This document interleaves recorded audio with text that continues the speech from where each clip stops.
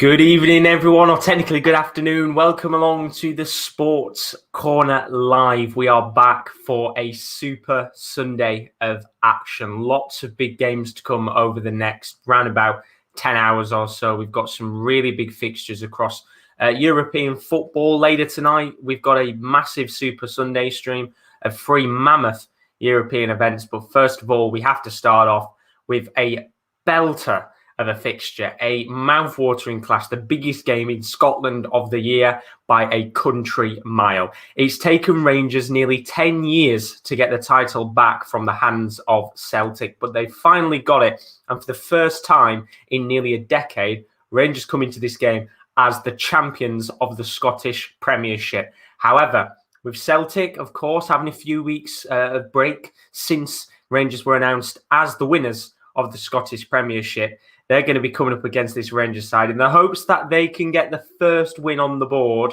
since Rangers were announced as champions. And honestly, I am really, really looking forward to this fixture with Kickoff around 10 minutes away.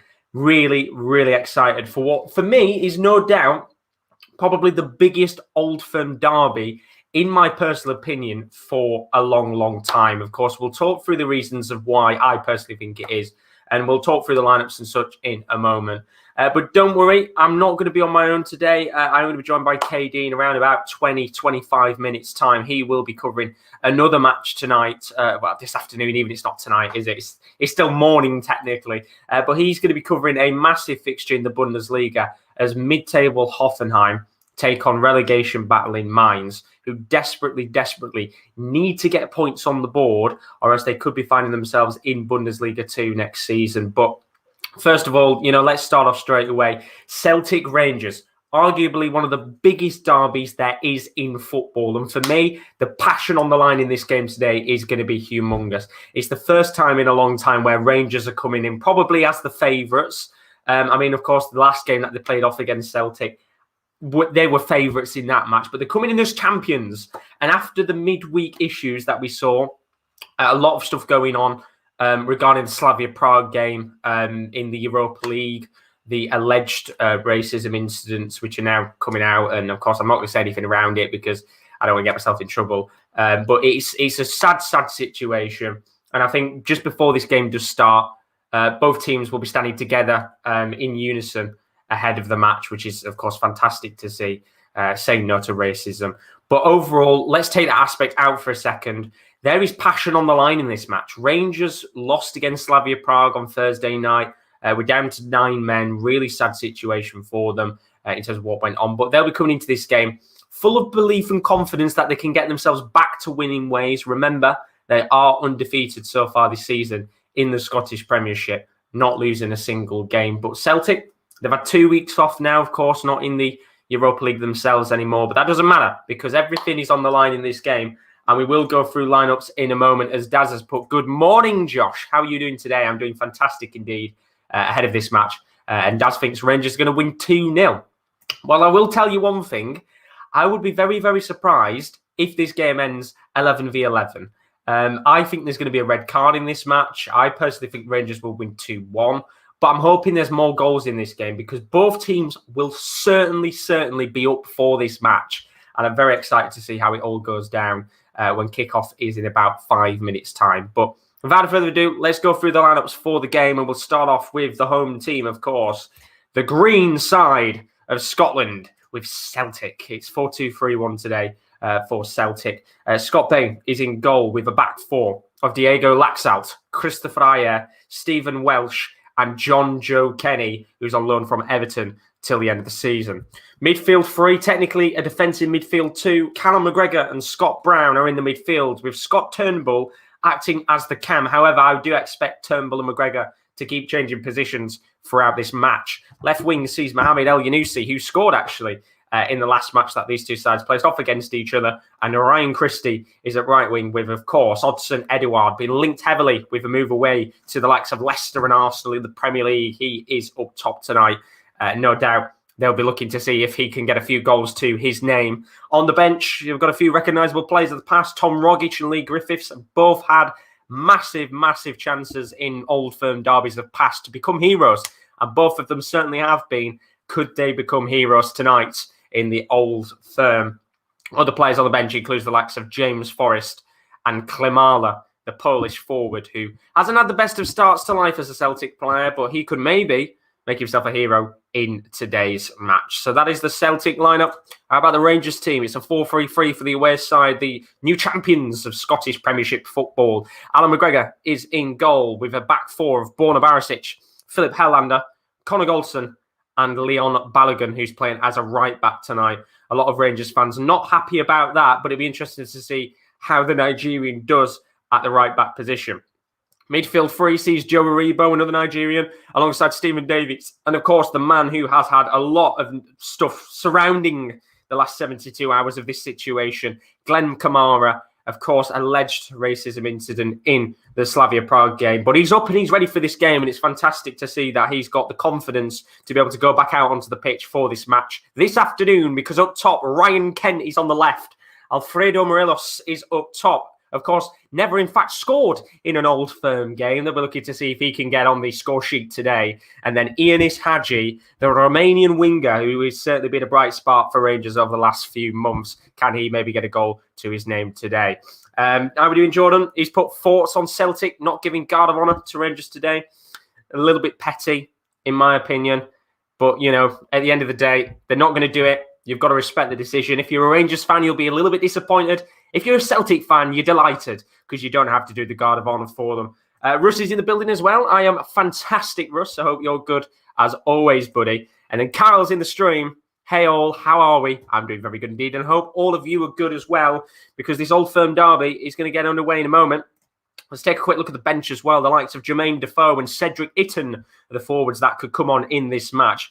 And it's also Kamar Roof, who was suspended in the last match in the Europa League with a red card for that incident on Andre Carlo, the goalkeeper. Don't forget, we'll also have another game coming up a little bit later on. KD will be joining us at around about 12:20, where we were looking at the other match he's covering, Hoffenheim taking on Mainz. You can see a quick look at the lineups, which we'll talk about a little bit later on when that game comes around. That kickoff is about 12:30.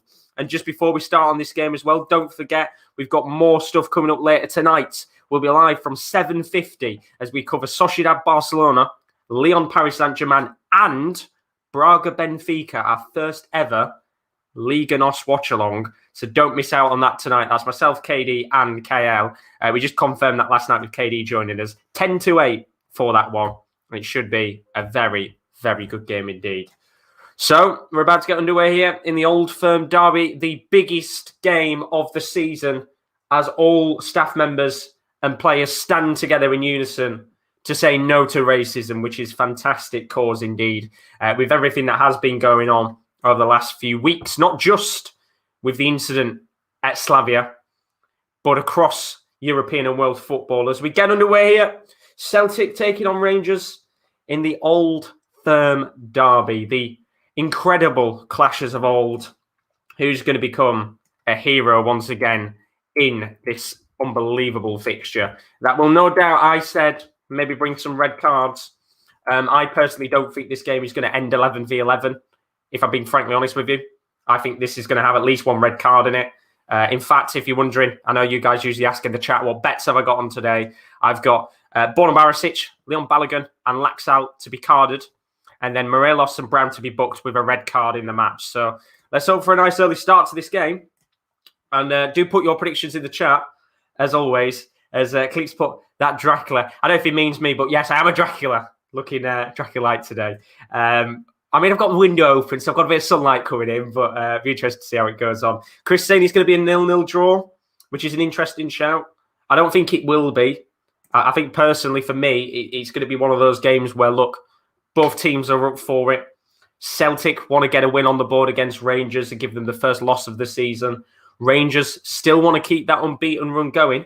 Let's not forget they might have lost against Slavia on Thursday night, but in my personal opinion, they will still want to go undefeated this season, which is something that Celtic haven't done for quite some time themselves, as there could be a chance here for Rangers to come forward. It's going to be Ioannis Hagi trying to get Morelos into the path of, I think it was Stephen Davies who made the bombing run forward. But bright start from the away side here. 2 minutes on the clock, looking to get off on the right foot, as you would expect. But of course, as KD always likes to do, he tends to go for the William Bingo game. We've got a new game going on in this chat today, and the game is Yellow Card Bingo. The question is, how many yellow cards do you think are going to be in this match? So do put your predictions in the chat below. How many yellow cards are we getting in the Old Firm derby in this game of technically yellow card bingo, isn't it, to a certain extent? So put it in the chat on what you think is going to go on there. It should be very exciting indeed. But don't forget, as I said, we've got another game kicking off at 12:30 p.m. Let me just quickly sort it out so you don't think that game is starting now. We're going to have Kieren join us in about 20 minutes' time. It'd be nice if this actually did what I wanted to do. There we go. So there we go. We're off now. How many yellow cards do you think in this game? I think there's going to be 7 yellow cards in this match. The referee in charge of this game has never given less than 4 yellow cards in an Old Firm derby. So you would expect quite a few yellow cards on the board tonight. We've gone for the red on the bottom today. Blood red for the pure passion of these two teams. And of course, it's a shame today we haven't got fans in the stadium. Would have been fantastic to have had fans there for what, for me, is no doubt one of the biggest clashes in recent years. So we're about 3 minutes in. Rangers looking like the better side so far. Kyle's going 4-2 Rangers, which I think would be a fantastic game indeed. Chris going for 11 yellow cards. Bloody hell, maybe I'm betting a little bit too low in this game. Daz has gone for 5 yellow cards. Kyle has gone 8. Kurt, oh, you're all good, buddy. Welcome to the stream, lad. He's put 5 yellow cards. John has gone 9. And Russ has gone 10. I'm hoping there's 10. As I said, preferably, I need Barisic, Balogun, Laxalt to all get booked. And that returns me 238 quid, which is bonkers when you think about it. But Rangers on the front foot here. It's going to be Alfredo Morelos on the ball. As I said before, never scored in an Old Firm derby, which is an unbelievable stat when you think about it for a player of his quality. But he'll be looking to finally break that duct. Always used to being sent off in these fixtures as Ryan Kent tries to come down the left-hand side of the pitch. But Ryan Christie just coming a little bit deep and helping out the Celtic back line. And now Celtic will look to break. And Odson Edouard finds himself on the right wing for the moment. But he's just bumped off the ball by Borna Barisic. And I'm very interested to see today, specifically, how Leon Balogun does in that right-back position. Not tending to be the position he plays often. I think there are a lot of Rangers fans coming into this game very disappointed that he's playing as the right-back in this match. But look, it should be a good test to see the likes of El Yunusi and Christie coming up against Balogun. It's a massive, massive test for the Nigerian, who's going to have to keep his cool and calm and not get himself booked early on, or else, you know, Celtic will look to exploit that side of the pitch. But got a free kick here for Rangers, as Russ thinks Rangers are going to win 3-0. Be very nice indeed to have a few goals in that game. And then Kev thinks there's going to be a red card as well, which I've put down on one of my bets, a red card in this match. I'd be very surprised, as I said, if this finishes with 11 men on the pitch. So free kick here on the left wing. Ryan Kent, going to whip this one in. And it's a really poor ball. Really, really low on the ground. Never was going to actually reach anyone. And it's a simple clearance in the end for Celtic. But ball's going to come back here for Rangers. It's going to be Joe Aribo who gets the ball back. And Rangers here looking in this early 5 minutes of Celtic Park to really get this game started on the right foot. Let's not forget they did play midweek, so technically Celtic will be the fresher side on the pitch today. However, you would expect Rangers to be full of passion and spirit for this match. As you know, no doubt for me, I've always said, and I said it the last time I covered the Old Firm derby, it's one of the greatest derbies in world football. You know, this game just has everything in it. And funnily enough, today, it's not just a derby day in Scotland, it's derby day in Turkey as well. Besiktas taking on Fenerbahce, which is another massive, massive derby taking on in world football. So big day of action across the board as Celtic are going to look to come forward here for the first time in the match. It's going to be Ryan Christie on the ball. Not really got many numbers to pass the ball to right now. Rangers doing very well, actually, I have to say, to press the ball in these early stages of the match. As Kurt's just put, Australia not good. Flood tonight. Hopefully, fingers crossed, it's not too bad for you, Kurt. Never nice, is it, with all the floods and the weather specifically in Australia is always a bit of a nightmare, isn't it? But Fingers crossed for you, buddy. As Chris has put Jeff Stelling is back in the comments again, the limbs. Oh, honestly. I mean, he did put goals for Lens and Atalanta, which is interesting. Who were Atalanta playing this afternoon? You'll have to tell me, but 7 minutes in, early stages of this game, it has been a really good start for Rangers. Looking the much better side in this match. As KD's in the chat, nice and early, he's put Limbs, there's no Shalai. Yeah, he's on the bench tonight. I think you're going two up top. Birdcar and Glatzel, which is an interesting shout. As long as there's no Shalai for you, you're absolutely buzzing.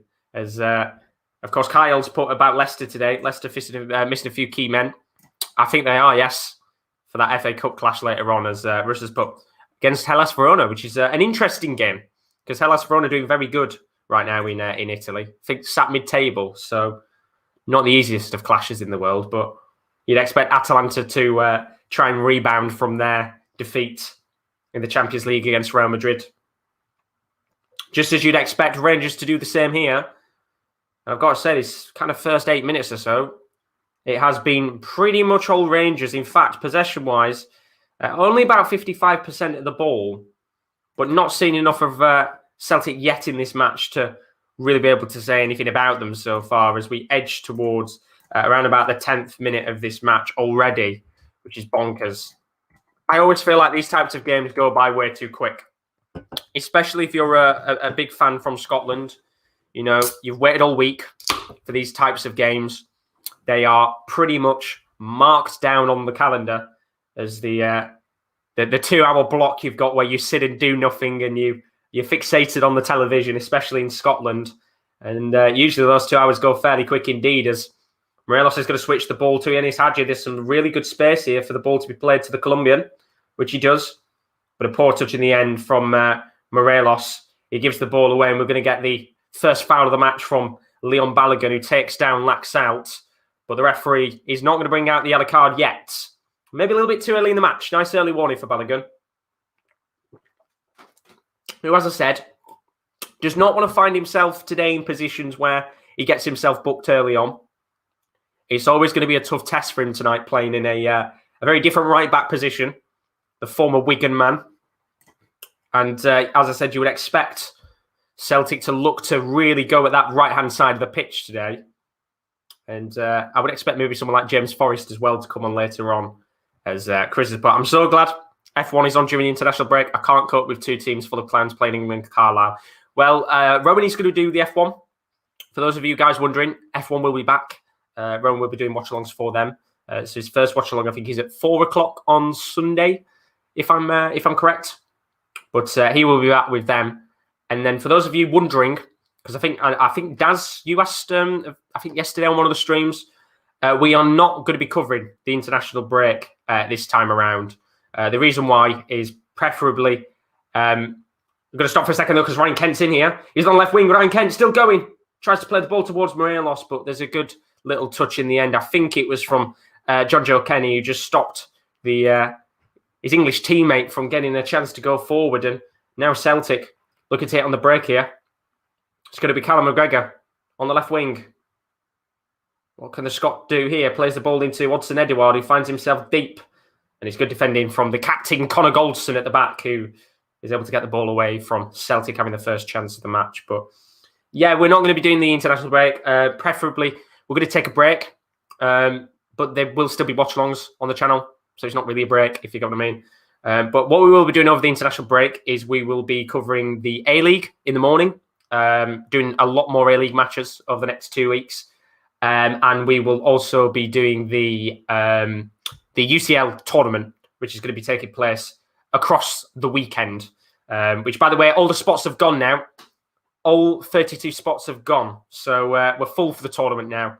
And I'll be doing the draw for that on, I think, Thursday night. I think I'm going to be doing it, not Friday night. Because we've had to change a few things around because F1 being on means I might have to start the tournament a little bit earlier, but I'm fine with that. So yeah, it will be a little bit quieter for the next 2 weeks on this channel.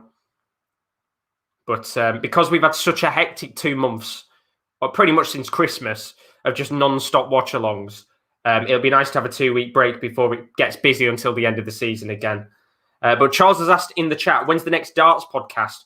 Whenever myself and Chris are available, we'll get another one recorded. I mean, it would be nice to record one before the Premier League of Darts starts, but we'll definitely have one, Charles, probably out before the Premier League of Darts starts in about a week's or so time. So while I've got a little bit more free time, I will definitely get Chris, myself and Chris will get another episode sorted for you guys.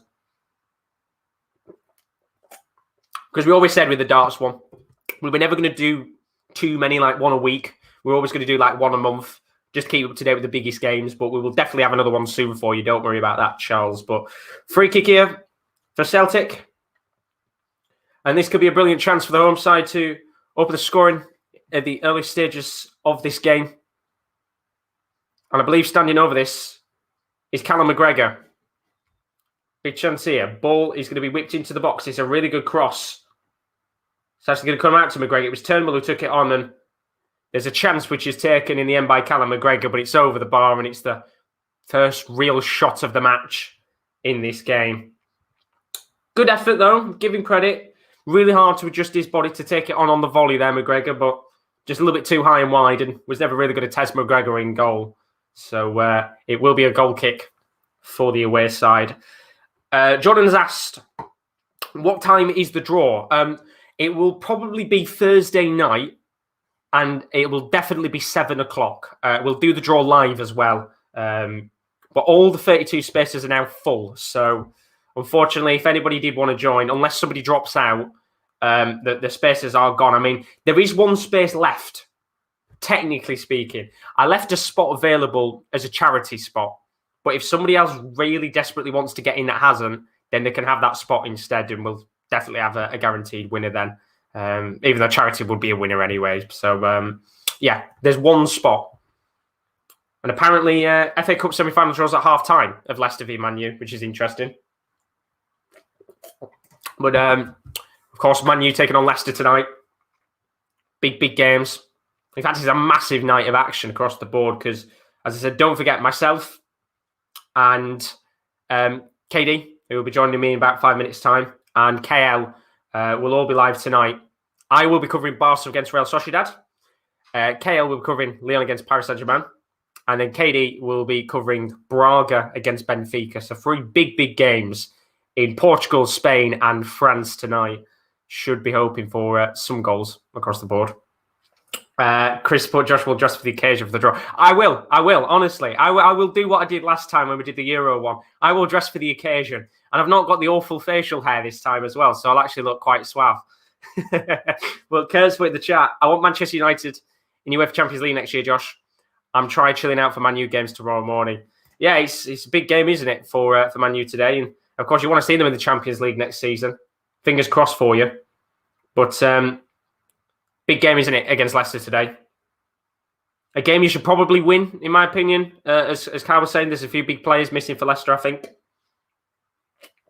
So you would expect, realistically speaking, for Man U to go out there and win. But, of course, Man U are missing a few players of their own. So it's going to be an interesting one. You know, Man U v Leicester is always a good game, in my opinion. I can't really remember the last time there was a boring match. And to be honest with you, I think Kyle maybe will remember 1 or 2 boring Man U Leicester games more than myself, because I don't tend to really focus on them much. But Lee's put in the chat, Mohamed, Dylan and I are both on the list for the game, but we could share one really. We would prefer you take one of us combined to make a slot if someone needs it. I mean, right now, Lee, I think, as far as I'm aware, I think you should be all good. If you both want a spot, then you're more than welcome to.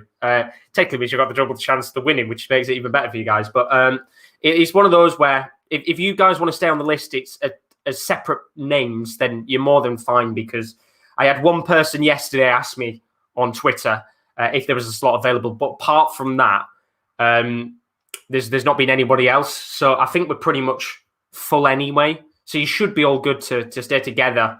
To both have separate names on the list. Just means you get 2 chances of winning. But yeah, we've sorted it out now. So myself and Will, we're kind of running this between us ourselves. We're going to have a prize for first, a prize for second, and prize for third, obviously. I'll not say too much because I'll talk about it all when we do the draw. But it's going to be a few days that the tournament takes place. Because remember, the round of 32, there's going to be 32 different matches to get through. So I am going to be splitting them up. We'll have a morning session and an evening, like an afternoon or an evening session, just so we can get through some matches and have a break in between, or else, I'll be sat there for like 10 hours trying to get through all 32 games at once. It'll be a nightmare. But Celtic coming forward here, Odsonne Edouard on the left wing. And so far, 17 minutes into this game, no bookings in the match. Been a pretty decent start for both teams, to be honest. It's not, I wouldn't really say cagey, very tight. Both teams really getting into the match now. Scott Brown looking to get Celtic forward here. Still going Brown. Plays the ball to Edouard. Brilliant chance here. Going around all the players, but in the end, it's brilliant defending from Helander, who just smacks the ball away and out of play for a throw-in. But just weaving in out of the players there, Edouard. Not really seeing the as much liveliness as you'd expect from the Frenchman this season in the Scottish Premiership. But what he still has brought is plenty of goals. I think he scored 21 goals this season, which, I'm sat there saying he hasn't brought much liveliness. 21 goals is still a hell of a lot, isn't it, at the end of the day? But I think there'll be a lot of Celtic fans gutted if he leaves in the near future. As I said, linked heavily with Leicester City recently to join up with Brendan Rodgers. So that'll be quite interesting. Apparently it's 2-0 now to Atalanta. Zapata. Good start for Atalanta. Exactly what you want to see. And then Lee's put, if anybody asks, then you can combine. If not, then all good. Thank you very much, Lee. You're an absolute legend, buddy. But hopefully, very best of luck in the tournament, because I'm really excited to do that draw. I think some of you guys might be very excited to see what teams you get, because there's some good teams in there. And then, of course, there's the likes of Olympiacos and other teams like that. I know Kyle wants Istanbul Basaksehir here because I keep slagging them off. But no, I'm looking forward to it. I'm looking forward to it indeed. But here comes Rangers. It's going to be Ryan Kent on the ball. Plays it into Stephen Davies. Really calm first 20 minutes, I've got to say. Not really been many fouls in the match. No grudges so far. Usually it's always Morelos and Brown going up against each other constantly. But not really much going on in this game in terms of high-paced action and intensity. But all it takes is one foul in this game, one real crunching tackle for this to really kick off. And look, at the end of the day, there's not much on the line in terms of the league. In fact, there's nothing on the line. Rangers are going to finish first. Celtic are going to finish second. But it's pride, it's passion, and most of all, it's a derby. And at any moment in this game, it could ignite and turn into a real explosive affair. And all it takes is that one moment as well in the match. But don't forget, we have got KD joining us very shortly. I will bring him in a few moments. Rich has just put the draw numbers for the FA Cup. So obviously Manchester City in there, Southampton as well, Leicester City or United, and then I think Chelsea Sheffield United, which is a 1:30 kickoff, is it? I think. Which, let's be honest, unless David McGoldrick does what he always does against Chelsea and turn up, it's probably Chelsea going to be in the next round, isn't it? But the way it's looking, it's a Man City-Chelsea final, but who knows? Who knows? We'll have to find out. But Rangers coming forward here. It's going to be Kamara. Plays the ball out to Ryan Kent, who's not really done much in this match so far. Aribo. Now back to Kent again. And the Englishman drives forward into the box. Plays the ball into Borna Barisic, who puts a really good cross into the box. It's towards Morelos, and, well, I got a little bit too excited there. It was a brilliant, brilliant cross from the Croatian. Brilliant, brilliant delivery. And look, he's one of those players, Borna Barisic, that has got a really wicked cross on him. And eventually the ball is actually kind of curling a little bit awkward for Morelos, and he just can't get any direction on his header. But it's straight into the hands of Bain in goal. And do you know what? First real chance of the game for Rangers. That will give them the confidence booster that they desperately need. But the real question is, are we going to get a goal in this game before half-time, or are we going to be going in at half-time with a pretty equal score? No cards? It's not what you'd expect from a game of this quality, but here comes McChristie. Now into Edouard. Plays the ball to McGregor, who passes it to Laxalt, who's just moved to the left-wing position here.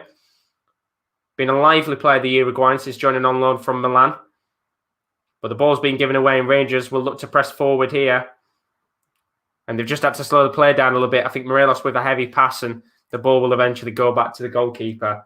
As I will just quickly send a link to Kieren to get into the chat. But there's a chance here, ball lofted into the box.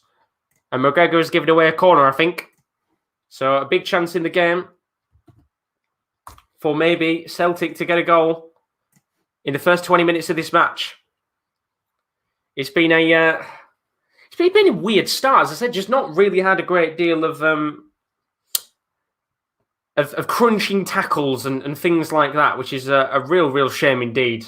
It'd be nice to have had a few more crunchy tackles in this match, but Turnbull is going to whip a ball into the box, and it eventually comes off. I think it was off the head of Morelos, very nearly into the back of his own net, but doesn't come to anything in the end. As I will bring KD into the stream.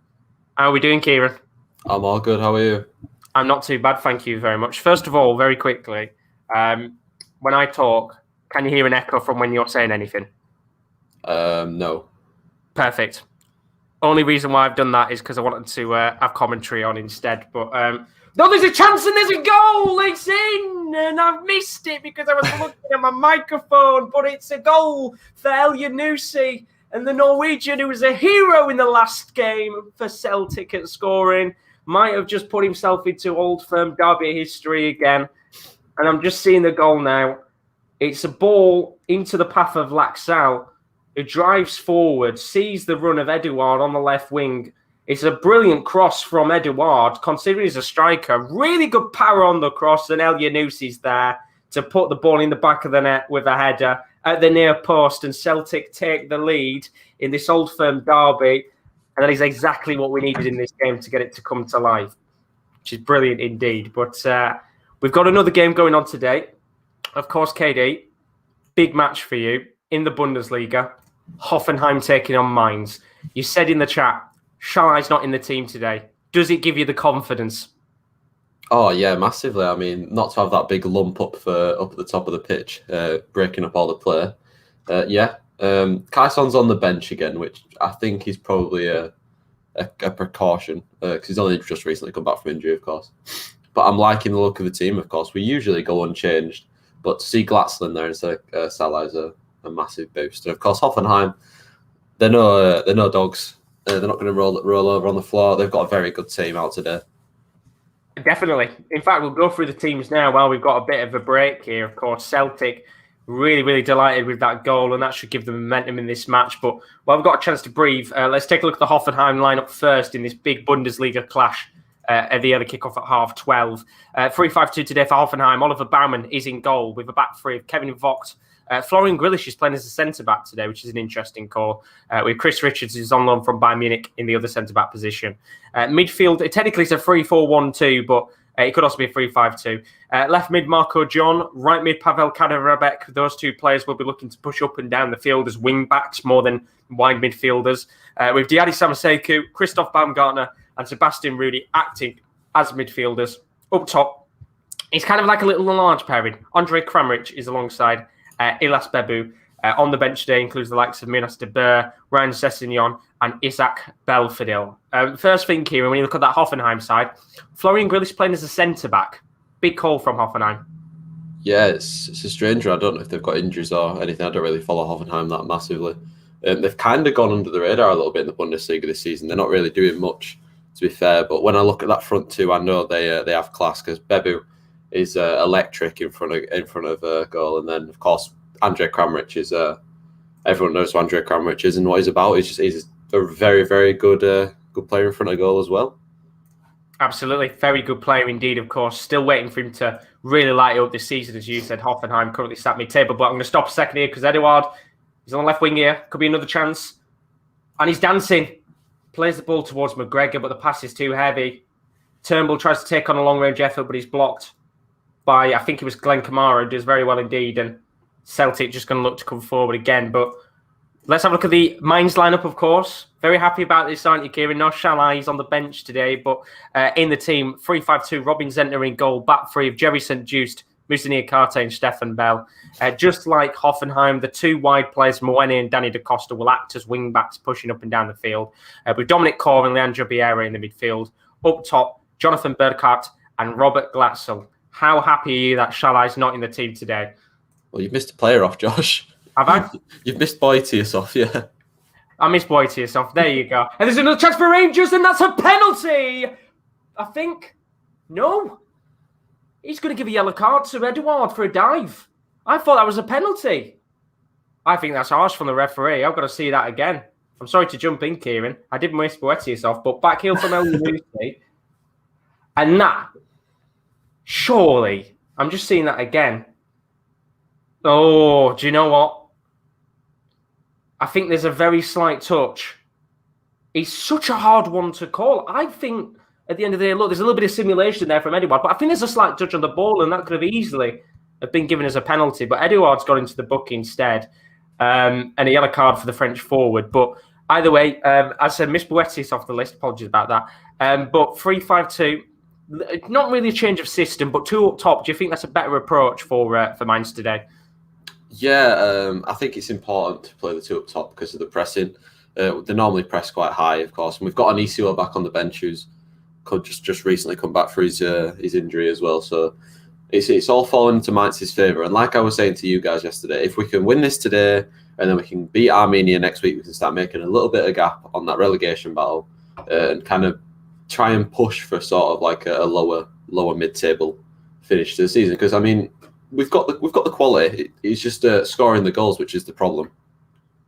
Yeah, that's been the problem, hasn't it, right now for Mainz this season? Getting goals is something that they have been lacking. And in fact, when you look at the Bundesliga table this season, as it currently stands, right now, Mainz currently sat in 17th. However, if they win today, they will move up into potentially 14th place, which would, of course, look very nice for them. Although that relegation battle is looking very tasty. Hertha currently sat above them in 16th. They play against Leverkusen later today. They're on the same points with a better goal difference. Armenia sat on 15th with 22 points. Cologne in 14th on 23 points. This relegation battle is looking like it's going to go down to the wire, doesn't it, Kieran? Yeah, it's been really interesting this season. Of course, I'd prefer it if Mainz were in it, but it's going to be very tough today. I mean, can go out there and make a big name for themselves if they were to win here. Because Hoffenheim, again, they're a decent side. Of course, they're very difficult to beat. But this Mainz side, yeah, they're quite difficult to beat as well. Yeah, they're a tough side to beat. I mean, when you look at the form right now, lost their last game, but were unbeaten in their last four. They lost to Stuttgart 2-0 on the 14th of March. They've got quite an interesting run ahead. They've got, of course, Mainz to play. But I'm going to stop for a second because McGregor's in. Good save from Callum McGregor's shot. And Rangers will look to clear the ball under some real pressure right now, the away side, to get themselves up the pitch. But going back to what I was saying before, Hoffenheim, they've got Augsburg next, and then they've got a tough run after that. They've got Leverkusen, Leipzig, Gladbach. They need to pick up points soon because, look, with the way that the league's looking right now, if they can get a win today, they're only a few points off the Europa Conference League spot, which is certainly something that maybe Hoffenheim will be looking for now at this stage of the season. Yeah, I mean, I think there's a few teams looking at that, like the likes of Union Berlin and Stuttgart and Gladbach. I know they're not having the best seasons. Freiburg as well, even Werder Bremen. You could even put Augsburg in that category as well. They're only 9 points off, of course. The Bundesliga only has, I think, 34 games in the season. So about 8 or so games left for the majority of these sides. 9 for the likes of Mainz and Hertha Berlin who've got to play today. But yeah, like you said, Hoffenheim, if they can win today, they've got a very good chance of kind of putting themselves back into contention for that Europa Conference spot. Definitely so. Ian's in the chat. It's put, hi, Josh and KD. How are we doing as always, Ian? Are we all good, buddy? And then I'm going to stop for a second. I will read your comment out in a second, Kyle, because Aribo's in the box. Lovely bit of trickery from him. Back heel into the path of Hadji. Now to Kamara, back to Aribo. Some good footballing from Rangers, but they just can't break down this Celtic backline inside the box. Hadji puts a ball in, cleared out of play, and I think he's gone out for a corner. As Kyle's put in the chat, I will never let you belittle a small club ever again. Your lucky Dundalk aren't in the tournament, Josh. You would have seen the bad side. Just you wait until we do Europa, Kyle. Just for you. We'll do one for Dundalk. But you should be underway in your match, I believe. Yeah, we've literally just kicked off, as you've said that. Well, actually, I say we've just kicked off. We've been going for 20 seconds. Perfect. Well, we've got a corner here for... Oh, but Glassel's nicked it off the defender, and Robin Glassel's right in. He shoots, and he scores! And he's 1-0 already. 27 seconds in. Robert Glassel starts the game exactly as they wanted him to. That's why he's in the team over Adam Shalai. And it's a fast start from Mainz. 30 seconds, I think it was, when they've scored. Well, I mean, if that doesn't give the vote of confidence for Glatzel to start for Mainz, then I don't know what will. 30 seconds on the clock. Yeah, and I think it's Chris Richards gets caught napping. Obviously, the Bayern youngster on loan. He gets caught napping and Glatzel just nicks it off him. It's a really good finish as well against Oliver Baumann, who's a really good goalkeeper. Beats him at his near post with a lovely finish, and that's why he's in the team. Definitely is why he's in the team. 30 seconds on the clock. He's all Mainz needed to score. What a start for the Bundesliga side, who desperately need points on the board early on, and that will give them the confidence in that match. As there's a chance here for a ball towards El Yunusi, and Goldson will have to clear away. And I tell you what, Rangers right now living a very dangerous life indeed. In the last 5 minutes or so, I think Celtic have had about 80% of the ball. What pass? Could be a very heavy game. Tries to put it into the box, and I think Barreiro slipped, but he was in. What a start for Mainz so far. Very, very good start. And look, first 5 minutes in the match, if you can keep putting the pressure on Hoffenheim and maybe make it 2-0, it's going to be a tough start for the home team, isn't it? Yeah, I mean, exactly. That's what you want to be doing as an away side, putting the pressure on the home side, making them into stupid errors, just like that one there. And I mean, just a case of of not having too much time on the ball. Of course, the game had literally just kicked off. Chris Richards probably not the sharpest either. Not played too much football. Robert Glatzel took massive advantage of that and just took it off him and slotted it past Baumann. But fantastic start. And they've got a free kick, man. It's about 35 yards out, about 10 yards from the right-hand side of the halfway line. A good chance for Mwene. Yeah, a good chance for Mwene to stick a ball in the box, which he has done. It's a really good cross, and Glatzel's onto it. He takes it down. Glatzel! What a save by Baumann. I thought you were going to be saying it was 2-0 then. It was a really good chance. He probably should have done better with it. That's awful marking, by the way, from Hoffenheim, but it's a good save by Oliver Baumann. It's out for a corner. What a start for Mainz. Could have been 3-0 after less than 5 minutes. It genuinely could have been. Unbelievable. What a start. Bonallo's in the building. How you doing, buddies? But come on, Rangers, get it back. How are we doing, gents? Then, of course, literally as he come in, Mainz had scored. Perfectly timed, Bonaldo. I'm not doing too bad. And, well, of course, Kiwi's going to be very good now. Mainz are in the lead. Yeah, I've got a beaming smile on my face. Massive smile indeed. And when you look at the table, it only took them 30 seconds to jump into 14th spot. But another chance. What? It should be like 4-0 now, Josh. Jesus. Free-header, Jerry St. Just. It's the cleanest header you'll ever see, and he heads it about a yard wide. It should be 2-0 Mainz at least. What a start to that game. And I tell you what, this Old Firm derby now is coming to life a little bit for Celtic. Of course, already got a goal in this match from Mohamed El Yunusi, and they're going to push forward again. And look, Rangers just can't seem to get the ball from the home side right now. It's Laxalt on the ball. The Uruguayan's driving forward. Tries to play a ball to Edouard. In the end, Rangers unconvincingly clear it. And with 10 minutes left on the clock here, this game is going to be a little bit edgy for the away side because as Celtic begin to grow in confidence as the game continues, it's looking less and less likely that Rangers will get anything in this match in the first half at the very least. But Russell just put in the chat the lineups for the Chelsea game. Of course, Chelsea take on Sheffield United in the FA Cup. Mendy, Azpilicueta, Christensen, Rudiger, Pulisic, Kante, Jorginho, Chilwell, with Mount, Ziyech and Havertz, which is a big call. Havertz up top was quite an interesting shout. And then on the bench, Kepa, Zuma, James, Emerson, Alonso, Callum Hudson-Odoi, Kovacic, Giroud and Werner. As for Sheffield United, Ramsdale's in goal, back five of Baldock, Jagielka, Stevens, Osborne and Bogle.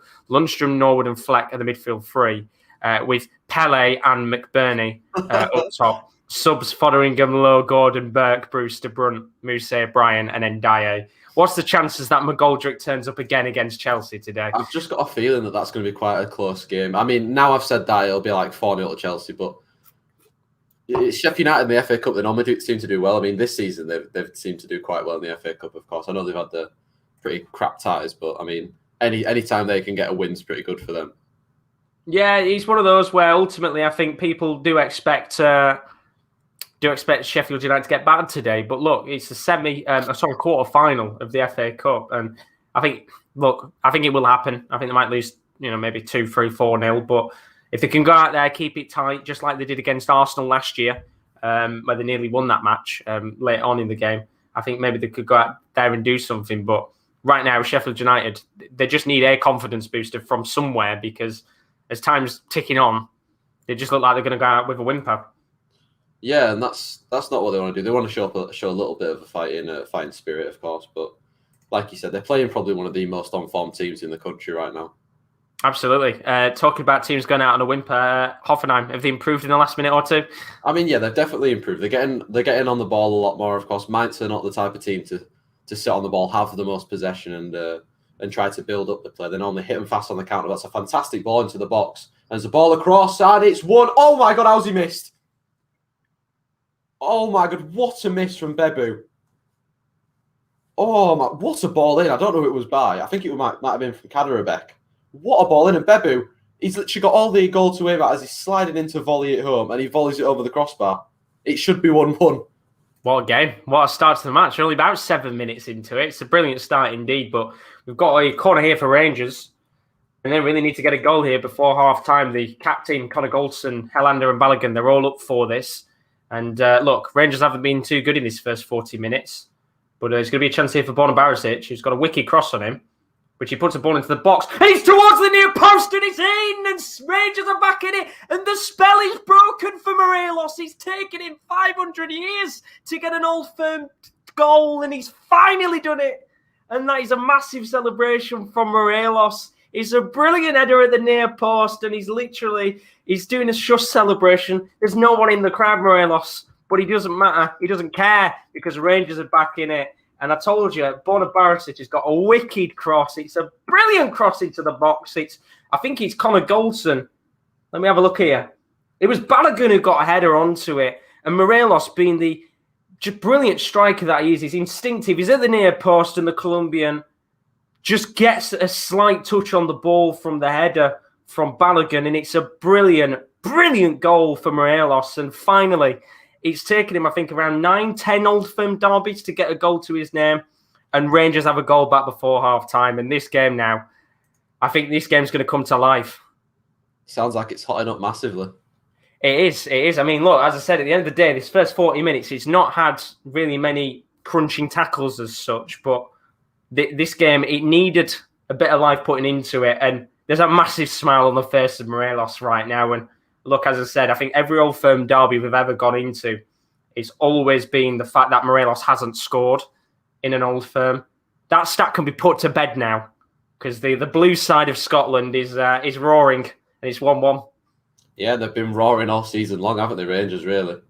Absolutely. And I think at the end of the day, I was saying before, this game started, they will want to go out there and keep the unbeaten streak in the Scottish Premiership. It's an incredible record to have, and they will not want to lose it.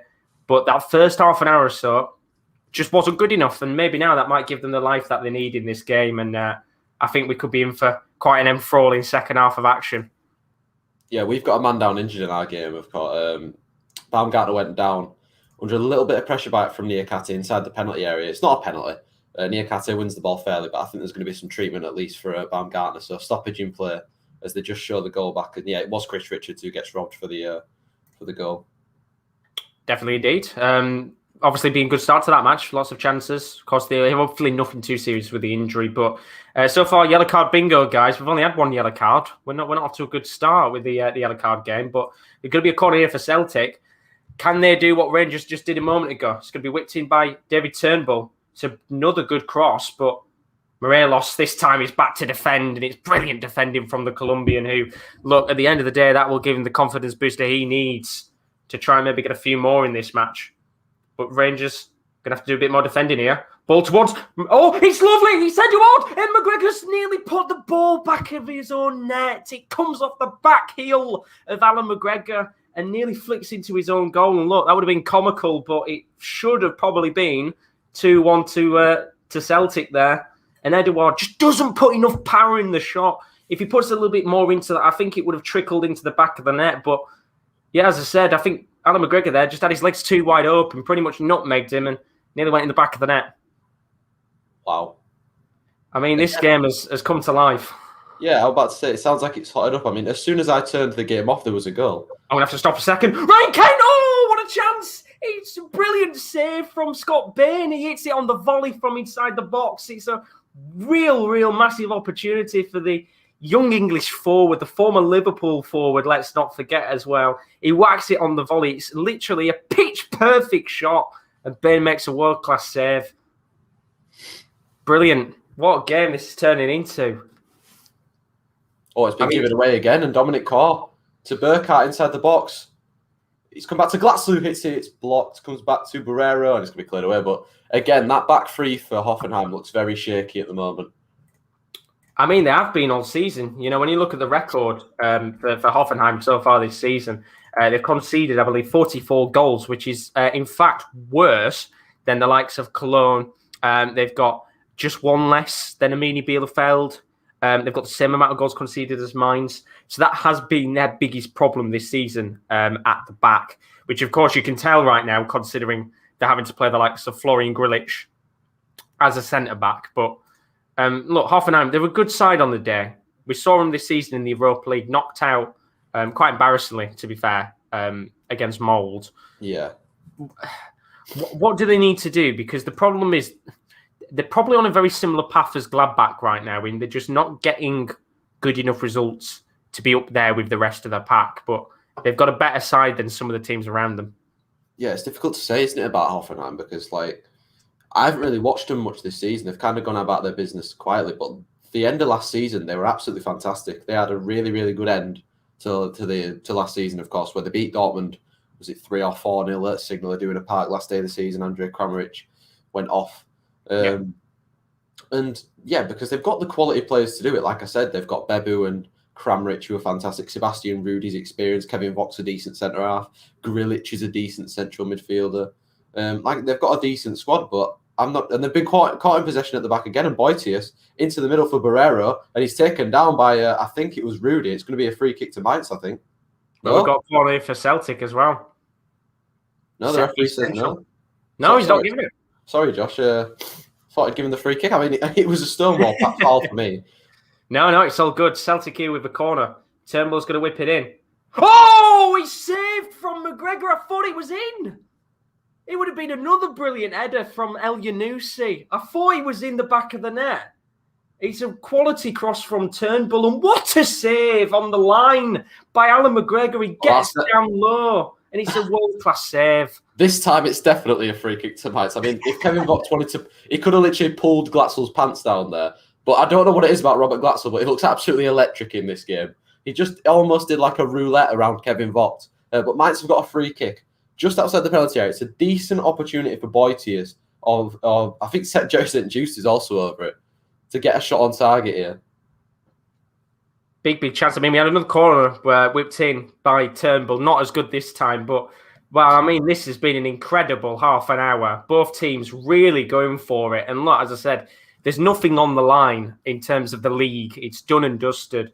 But these two teams, whenever they face off against each other, always go for it, as Celtic are going to have another corner here. And look, the quality of set pieces in this match so far has been incredible from both sides. Pure quality from both teams when it comes to the most important moments. But we're seeing Ryan Kent's volley. I mean, what a brilliant chance it was from the youngster. It's a great save as Turnbull's going to whip in this corner again. Tries to dink it towards the near post, and it's headed wide by Halander, and it will be half-time in this match. 1-1 between Celtic and Rangers. And look, this game has been brilliant so far. Lots of big opportunities. But ultimately, in the end, Celtic going in at half-time 1-1. Sorry, it did sound that way. It sounded like a very decent game from probably about the 15th minute onwards. That free kick, by the way, just a few yards over the crossbar by Jerry St. Just. I didn't think he'd take it. But yeah, now Hoffenheim can come forward again. But your game, Josh, sounds like it's been a decent affair, of course. 1-1, evenly poised, sets up a very good second half. It's been a fantastic game. I said, look, the first 15, 20 minutes of the match, it was one of those games where it was always going to be cagey at the start. Both teams feeling the way into the match. As I said, Rangers playing in Europe this season. You would expect them to be a little bit tired. But look, that first goal brought this game to life. It was an incredible cross, you have to say, from Odsonne Edouard into El Yunusi at the near post. A brilliant header from the Norwegian, who's got quite a run of games going in terms of him scoring in Old Firm derbies. But on the opposite end of the spectrum, Alfredo Morelos, the man who doesn't have a magnitude of goals in this fixture, finally got his first goal in the game. It was from a set piece, a brilliant cross into the box from Borna Barisic, which Leon Balogun got his head to, just dinked it towards the path of Morelos. And as instinctive as the Colombian is, got himself a brilliant near post header goal. And look, this game's been brilliant to watch. I mean, stats-wise, 5 shots, 3 on target for Rangers, which includes that Ryan Kent volley, which was very nearly an absolute screamer of a goal in this game. Celtic, 7 shots, 5 on target. It hasn't had necessarily the grit of other Old Firm derbies of the past in terms of yellow cards and feistiness. In fact, we've only had 1 card in the match so far, which was Odsonne Edouard for what was classed as a dive, which I think was a little bit harsh. I don't think a yellow card should come out for it, but it probably wasn't a penalty in the end. But I tell you what, the next 45 minutes should be quite an enthralling one. We are this game's panning out so far. But, I mean, for you, 20 minutes into this match nearly, it's been quite an enthralling 20 minutes if you're a Mainz fan. Yeah, but there's a corner in headed away. It's a decent header away. Coming back on the volley, cleared away again. Yeah, it's been a good start for Mainz, of course. Like I said, Hoffenheim have probably dominated the ball, almost had a 70% of the possession, I think. But it doesn't matter if you can't put the ball in the back of the net. And Mainz have done that so far with only having 31% of possession. Absolutely. I mean, it's going to be one of those games for Mainz where you would expect Hoffenheim to have more possession in the match and probably them take the few opportunities in the game on the counter-attack. But they've done very good so far. That first kind of 5-minute spell maybe should have took on those opportunities a little more. Could have been, as you said, 2, 3, 4 up in the match. But it's a very, very good start indeed. But Rangers for Life is in the chat. How are you doing, buddy? All good as always. He's put, aren't Celtic very petty, not giving Guard of Honour a different story when they're winning the league early, which, as I said earlier, I said it was petty as well. I don't know why they just didn't give the Guard of Honour in the end. And then Rangers for Life has put, he's relaxed with a beer. I'm going to say you need one after the first 45 minutes of action, because it was quite an enthralling game, which we'll go over the bench in a little moment's time, as Benaldo's put. He thinks he's written in the stars. Burkhardt's in. Jonathan Burkhardt. What a save again by Baumann. Big chance. Baumann keeping his side in the game right now, it sounds. Yeah, what a chance that was. It's a really good ball over the top, but I think it was Niakate. Glatzel just takes 1 touch, dinks it over 2 defenders. Jonathan Burkhardt's in. Kind of scuffs his shot into the ground, but it's a decent attempt coming back on the ball. And, I mean, Oliver Baumann's keeping his side in it at the moment. Definitely is. Definitely is indeed. Should be... sounds like a very good match overall. We've got another 20 minutes or so of that match left, I think. Yeah, but I think there's going to have to be a sub for Mainz, because I think Danny Da Costa's gone down injured, which is not what you like to see. I think Brzezinski's going to come on. Yeah, he's stripped and ready. I think there's also going to be a sub for Hoffenheim as well. Grilic has gone down holding his shoulder. He looks in a bit of pain as well. So there might be a few early subs in the opening 20 minutes. Which is not good for Hoffenheim as well, because Grilic playing centre-back. They've already got an issue at the back, haven't they? Yeah, and I mean, if I just look at the bench real quick, I don't really know who's centre. I don't actually know the Hoffenheim bench at all, apart from the likes of Skov, who's obviously a wing-back. Belfodil's a striker. De Boer's a striker. Sessegnon's a left-back. Posh is is Stefan Posh, is he a midfielder? Midfielder. Yeah, I don't know if they've got any centre-halves on the bench, I'm not going to lie. But yeah, it's a massive miss for Mainz as well, because Danny Da Costa's been fantastic since joining on loan from Frankfurt. Yeah, absolutely. He's probably one of those where you're looking and thinking, you'd like him to stay around at the club if it's possible, if they don't go down. Yeah, I'd love him to join, because I mean, literally a few days before he joined, I think I said to you and Kieran, I said we need a better fullback, because obviously Mwene's on one side who's good, and now Brzezinski's not as good as just not as good. So then we signed Da Costa, and he's been fantastic, and he's walked off the pitch, which is good. Yeah, that's a very good sign. Yeah, but Brzezinski's going to replace him, which is disappointing. I hope he's all right. Yeah, fingers crossed for him, because he's been very good at Mainz so far in his career. And as I said, half-time in this game, very, very good match so far between Celtic and Rangers. It always is. When is there never not a good Old Firm derby? As I said, Elliot needs to be the first goal of the match. Just seeing it back again now, it's a quality header. But this game's got a lot still left in it. 45 minutes is a long time. And as I said, I'm very surprised we've not had the caginess of some of the Old Firm derbies of the past. There's not been many crunching tackles.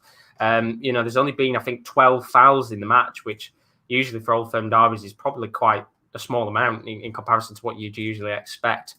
from a game of this magnitude. But while we've got a little chance and there's a little bit of a quiet moment in the Hoffenheim Mainz game, don't forget we've got more stuff coming up tonight on the channel. It is a super Sunday of action across European football because myself, KL, and now KD will be joining us tonight from 8 o'clock.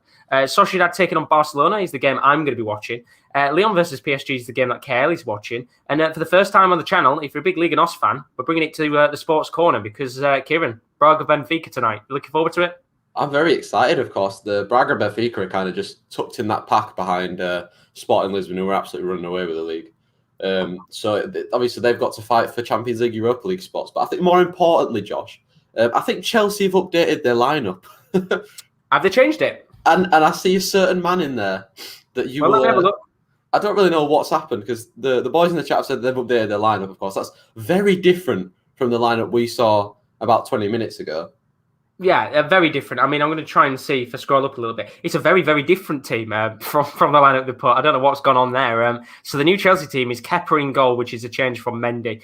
Callum Hudson-Odoi still in there. Christensen, Zuma, who wasn't in the team before. Chilwell's in there still. Kovacic, Billy Gilmore, who wasn't in there. Mount, Pulisic, Giroud up top, which is what we love to see. Of course, an absolute legend he is. But Emerson as well, let's not forget. Quite a different team from the tweet they put up earlier, which is a little bit confusing. Must have got the lineups mixed up there in the end. But yeah, that game's going on at 1:30, which is in about 35 minutes' time. And as we said before, tonight's matches will be live from 10 to 8 for that. All three of those games kicking off from 8 o'clock. Let's hope for some goals tonight across the board in Portugal, France, and Spain as well. We've got Monday morning A-League action. Don't forget, Wellington Phoenix taking on Melbourne Victory. That's going to be live from 8 a.m. with Roman. That's Wednesday, in fact, not Monday. And then straight after that, I'm going to be live with another A-League game. Perth Glory taking on Sydney FC. That's live from 10:15 in the morning. Sorry if you get waking up again, KD. And then don't worry, because the UCL live tournament is going to be taking place with a live draw. That is going to be on Thursday. Now, not Friday. I think originally I was going to put it down as Friday night today. We're going to do it Thursday night, 7 p.m. UK time, with a live draw. Everyone who's taking part in that UCL Sim tournament will find out which teams they're getting, and more importantly, who you're going to be facing in that UCL knockout tournament. The draw's going to be live from 7 o'clock with myself, and of course, everybody's in there, including yourself, KD. Who are you wishing you're going to get? I mean, it's quite obvious who I'm wishing I'm going to get with Josh, but Istanbul? Yeah. I really want Istanbul. Definitely do. I know Kyle wants Istanbul as well. So no doubt we'll see if we can get one of you guys Istanbul. But yeah, that tournament, as I said, live draw taking place on Thursday night. We'll be starting the tournament on Friday, probably afternoon, maybe even early morning, because it's 32 games to get through. So it's going to take a long time to get through each match overall. But as I said, the draw on Thursday, you don't want to miss it if you're a part of that tournament, because you'll find out who you'll be getting. But I will also tweet out who gets who in that tournament as well. So also, if you haven't as well, checked out our social media links, please do. Our Twitter is at @the_top corner, and our Instagram is @the_sportscorner_. We always tweet out and post on Instagram and Twitter when we go live on YouTube, as well as when we post articles up on thesports-corner.com. A little bit quiet this weekend, of course, because we've got a lot of watch-alongs going on, but we tend to put up at least one article every day on the website. So if you haven't seen it, then it's highly recommended to do so. The website is up on your screen. We're trying to sort out the slow issues we've had with the page. I think we're slowly getting it sorted, fingers crossed. But as you can see, we try and put articles up nearly every single day. So if you're a big fan of football, wrestling, darts, even esports, then do go and check out the website, as I said. The link is in the chat, as Carl always does, thesports-corner.com for that. But we've had a little 5-minute spell where we've been a little bit quiet in the game between Hoffenheim and Mainz. Yeah, I mean, Hoffenheim, like you said there earlier, they dominate the ball. Mainz quite comfortable to let them do that. There's been a few more times where they've been caught in possession at that, but with that back three, but nothing's come from it. Just as you were talking about the UCL tournament, Burkhardt had another chance, half chance. He just flashed it across the goal. It just went out wide, 2 or 3 yards wide. But like the threat is there for Mainz at the moment, and Hoffenheim just need to be a little bit more resilient at the back, and that back three needs to be switched on a lot more in the second half. I've still got 20 minutes left of the first half. Mainz need to take advantage while they can. Yeah, they definitely do indeed, and I like when we do these types of streams. I think, funnily enough, the last time we did it was when Celtic played.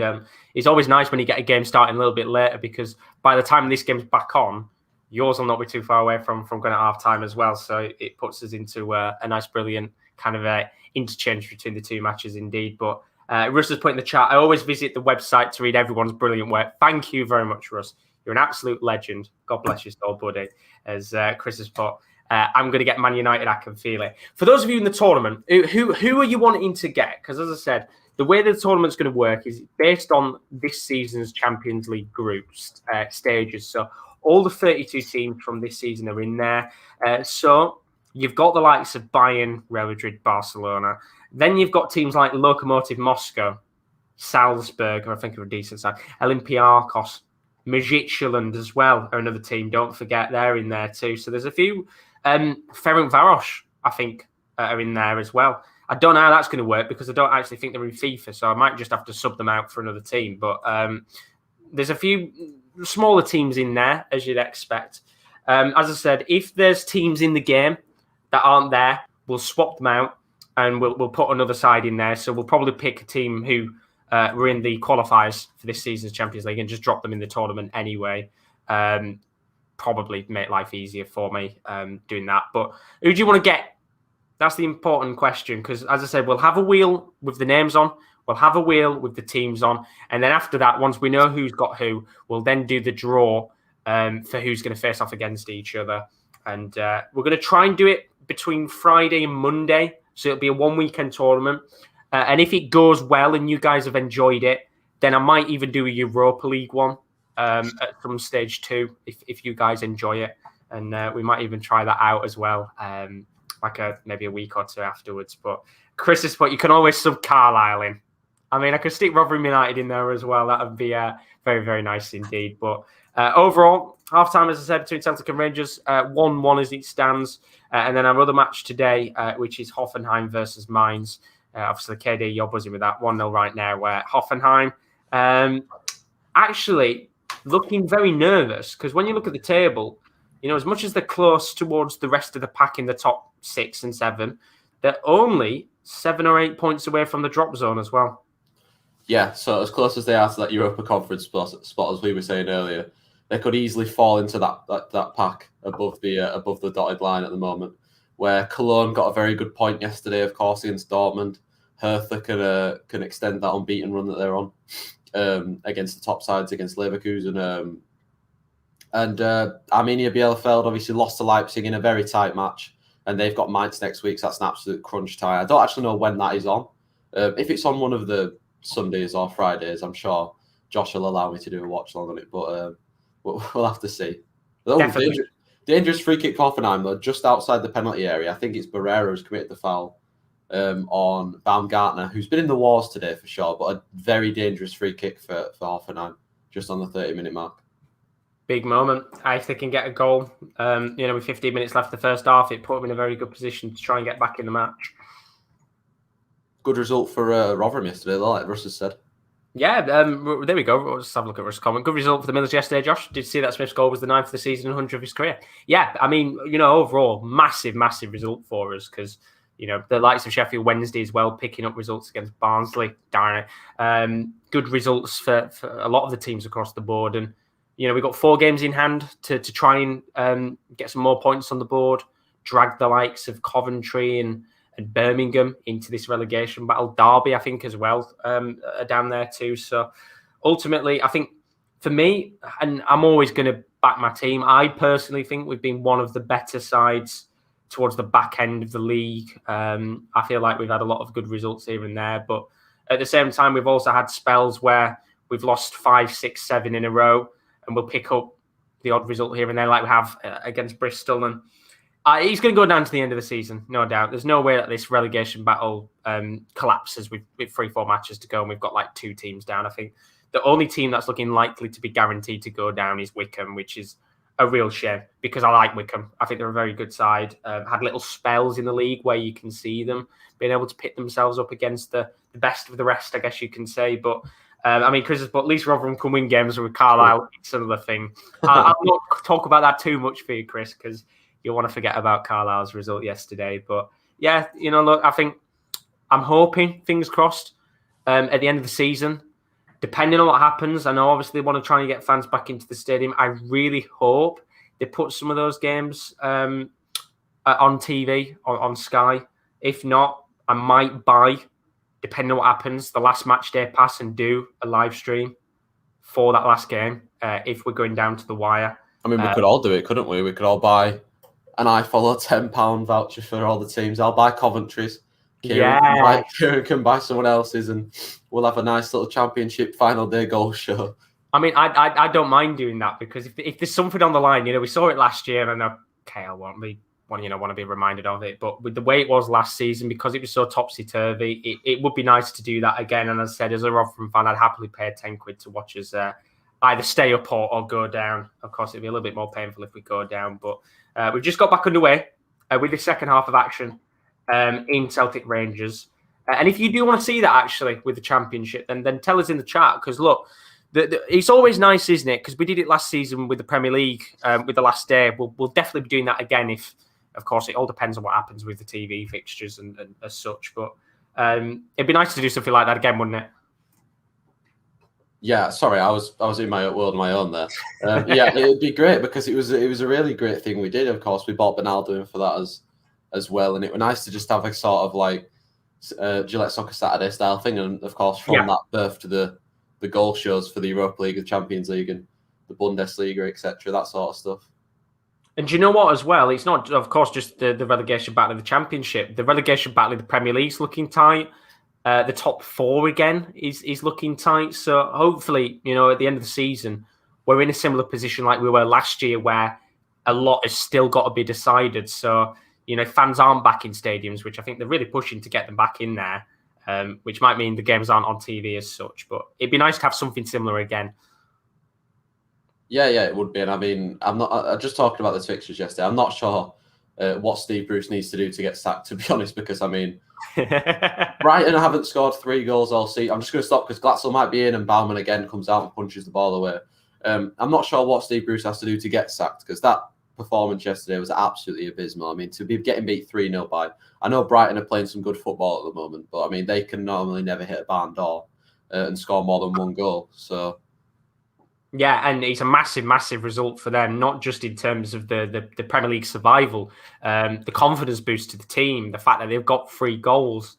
As we've said multiple times before, Brighton are a great side to watch on the day, but ultimately, they've always been one of those teams that just can't seem to put the ball in the back of the net. And, you come out of the match and you see the XGs that Brighton have. Usually, it's over the 1 mark, and you're thinking, have they not bagged in the game? But even with the Newcastle fans trying to hound Bruce out of the door, I think we know what Mike Ashley's like. He's a very stubborn guy. He will make decisions on his own accord. He will not have the fans kind of interfere with his choices on who the manager is and who whether he stays or goes. But look, Steve Bruce shouldn't be there. I don't think he ever should have been there.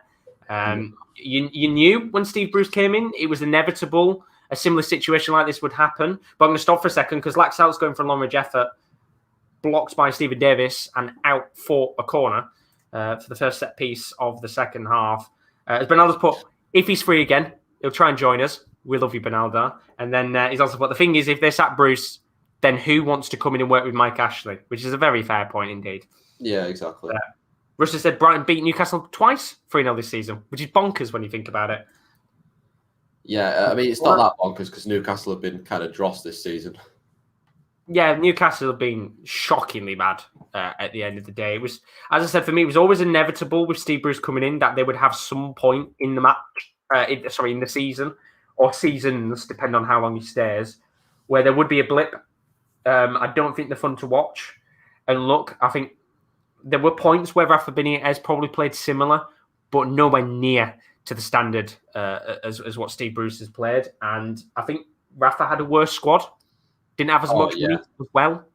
Yeah, massively worse squad. I mean, he didn't even have St. Maximin, did he, of course, who's pretty much carrying Newcastle. And because he's carrying Newcastle, he gets injured every bloody week.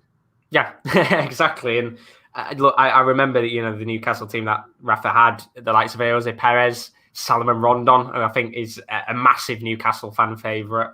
They spent big money on Joe Linton. He's not worked out. Don't think he ever will work out for them unless he gets some form of confidence soon. I don't know where that's going to come from, but It's a shame for him as Bernal's put Darlow and Dubravka working overtime, which they certainly do. Another two players in the team that have carried on this season. But Rich support as well. A good fit for Newcastle would be Eddie Howe. However, would he work for Mike Ashley? I doubt it. It's as Bernaldo said. I don't think there's many managers that would right now. Yeah, put the probably hit the nail on the head there, Bernaldo. To be honest, that's the thing with Eddie Howe's a very good manager, of course. Probably mistreated a little bit by Bournemouth to say how long he was there for when he got sacked towards the end of last season after they got relegated harshly. Of course, shouldn't have been relegated if the technology was working. Yeah. But yeah, it's a conversation for another day. But I like Eddie Howe as a manager. I think he'd be a good fit for Newcastle. Like Russ said, to be fair, I think his style of play, and he got the best out of a pretty poor and average Bournemouth side, to be fair. Yeah, and in the longer aspects of stuff as well, I think there'll be a lot of fans looking and thinking, what would have happened had the Saudis taken over Newcastle in the end? I'm going to stop for a second because Morelos is in, just doesn't get the proper touch of the ball. Here's a Rebo who's inside the box. Now to Barisic, who's already got himself a pre-assist technically, not an assist because he put the ball into the box for the corner that Morelos headed, but he came off Golson. He whips the ball into the box, Barisic, and it's cleared away in the end by Laxalt. But the referee is going to stop play for, I think, a collision in the box with, I think it was Welsh in the end, not Chris Welch, who played in this game. But yeah, going back to the Newcastle point, I think there'll be a lot of fans wondering what would have happened had the Saudis come and taken over the club. And for me, most importantly, if they get relegated, I think it makes Newcastle less of a intriguing asset for owners to want to buy, which means they might be stuck with Ashley for longer. Oh, great save by Zenta there. It was a really smart free kick by Hoffenheim. They had a free kick about 35 yards out. Took a quick one. What a save. Mainz defence sleeping. And exactly, Josh, what a save it was by Zenta. You've had a good save. Good save in yours. Good save in this as well. Brilliant chance from Edouard. Took on the shot, I think, on the half volley from outside of the box. And Alan McGregor, remember, he's 39 years old, probably Rangers player of the season up there with Tavernier. Makes a brilliant save. And both keepers doing some good work in Hoffenheim and Rangers right now. Yeah, I mean, it's been very much all Hoffenheim, probably since about the 25th minute mark. But yeah, Mainz defence just switched off, allowed Bebu to get in, and Zenta had to make a good stop to deny Bebu getting Hoffenheim back in this game. It's I tell you what, I'm very surprised this has not had more yellow cards in it. It's been for Celtic Rangers match, it's been quite an interesting affair in terms of, you know, you usually come to these matches and this really big crunch tackle. Oh, it's in. It's 1-1, I think. Has it counted? Or is the flag up? Well, Bebu's put the ball in the back of the net. He's not really celebrating much. Of course, I'm watching without audio. But I think, it's 1-1. It's a very good goal, to be fair, by Bebu. But again, Mainz defence caught napping. And he just literally threatened about a minute ago. And there's the equaliser in the game. It's a lovely pass from, I think it was, it's Chris Richards making up for that mistake. Lovely pass to Bebu, lovely touch, and a lovely finish past Robin Zentner. But, I mean, the Mainz didn't take the chances earlier in the game. And like I said, Josh, it's the problem of not scoring that has cost Mainz again. And Hoffenheim now have a good chance to go on and win this game. Yeah, look, they should have probably had 2 or 3 early on in the match, which might come back to bite them. We're going to have a corner here for Celtic. We'll talk about that goal in a second. Turnbull going to whip another ball in, being good on the crosses today. But cleared by Morelos, who's been, I've got to say, brilliant so far in this match. And I think every time we come to Old Firm derbies, usually he's the man that gets sent off. As there's going to be a free kick here for Rangers. Foul from Scott Brown. I don't think a card's come out for him, though, which is a shame because I need Scott Brown to get booked, if I'm being honest with you. But Hoffenheim, deserved goal in the end, do you think? Yeah, by the far, they've been the better side. Like I said, probably since about the 20-minute plus mark, they've been on top, and the possession speaks for itself. They've been absolutely dominating. Mainz, of course, didn't take those chances they had early on, but they are in the box with Barrero, and I think he wins a corner for Mainz. And, you know, even a point at this stage would still be good for Mainz to keep them. In fact, Scott Brown has been booked. Hey, there we go. 6th yellow card of the season. And I think that's now the 5th or 6th game in a row in an Old Firm derby where Scott Brown has gone into the books. So, yellow card for Scott Brown there. And that's the second one of the games. So if you're playing yellow card bingo, some of you guys were predicting 10 in the chat. You need 8 more. It's in! It's 2-1 to Mainz. It's Dominic Yeah! Thor. And I'm not really sure. Oh, that rhyme there. I mean, what is the Hoffenheim defenders doing there? It's absolute awful marking from the corner. It's a short corner, and it's whipped into the box. And Dominic Thor's just stood there, free header, nods it past Oliver Baumann, who's left stranded. Gets the ball, puts it under his shirt, but they don't deserve it, but they're back in front. That's what you want to see. Look, at the end of the day, what I was going to say is, with both defences being pretty bad, could this open this up for, this type of game to finish 3-2, 3-3, just because both defences have been pretty poor? Do you know what? It is exactly going the way you just said. I mean, it's awful marking. Dominic Thor just goes in. He stood on the edge of the box when the corner's taken, goes into the 6-yard area. Nobody's marking him. Someone makes a late run to try and get to him, but he's already headed the ball in the back of the net. And I mean, another man who's on loan from Frankfurt, of course, he's been very good since he's come as well. And I mean, he's got that goal that Mainz needed. They probably don't deserve to be leading, but they're back in front about a minute after Hoffenheim had scored as well. And you know what? Fair play to him. Big goal there for Mainz before half-time, just as you thought they were going to go into the break at 1-1. Looks like they might be going back in with the lead, and as I said, that'll put them on 24 points, 2 spots above. But I'm going to stop for a second because Elyounoussi is coming forward here. He's hacked down by Aribo. Brilliant tackle from him, but Celtic coming forward again. Laxalt, he's in the box, gets around his man. He's calling, I think, for a handball, but the referee's not going to acknowledge it. And he's, I think, appeared to have fouled... he's claiming for a handball. He's fouled Connor Goldson in the end, and it's going to be a free kick. But, a good chance there for Laxalt. And look, I'm looking at it. Not a handball. No chance. Obviously, they're always going to call for it, but never even touched his hand in the first place. They've given the ball away. Again, Boetius tries to flick one into the area for Glatzel, but like you said, Josh, the defences for both sides are pretty dross. I mean... Mainz have been a little bit more resilient than the Hoffenheim defence, but both defences are giving the ball away a little bit too much, especially that Hoffenheim back three. Yeah, it's always going to be a scrappy game. Look, 2 of the worst defences in the league. Probably not the worst. There's a few other teams out there, Schalke, to name one of them, who've just conceded way too many goals this season. But in the end, look, if it makes for goals, then for the neutral, it's a fantastic watch. For yourself, it's pretty much more of a nail-biting game. But look, Celtic coming forward here. Brilliant cross from Turnbull. And it's a little bit too heavy and it'll go out of play, I think. No, McGregor just keeps it in play. Good work from him there. As I think we've had a change in the match for, I think, Rangers. Balogun's come off. Patterson's come on. Look, Balogun has had an okay game, but I said he was always going to struggle playing as a right back in this match. And he's come off with about half an hour left of the game as Celtic look to come forward here. McGregor on the left wing. Puts the ball into the box, and it's a brilliant cross. And it just hits the roof of the net from Elyounoussi, who's been the danger man for Celtic today. And it feels like as this game goes on, you'd expect the Norwegian former Southampton man to maybe put the ball into the back of the net again. I mean, he's done well so far, it sounds like. Obviously scored the opening goal, looks lively and sharp. Give him another chance and he might gobble it up.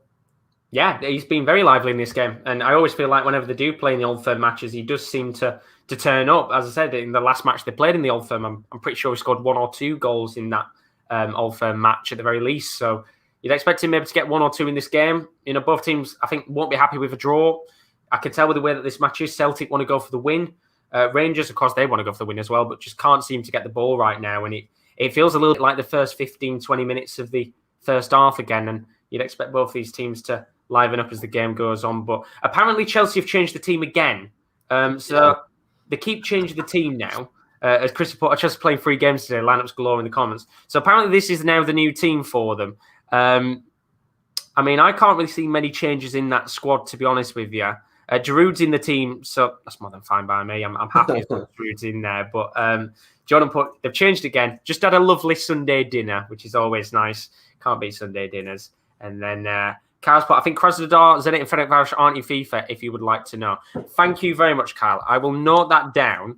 And what I will do is I will pick out 3 other teams of a relatively similar standard to those sides. Because I know they haven't got the license for the Russian League sides this year.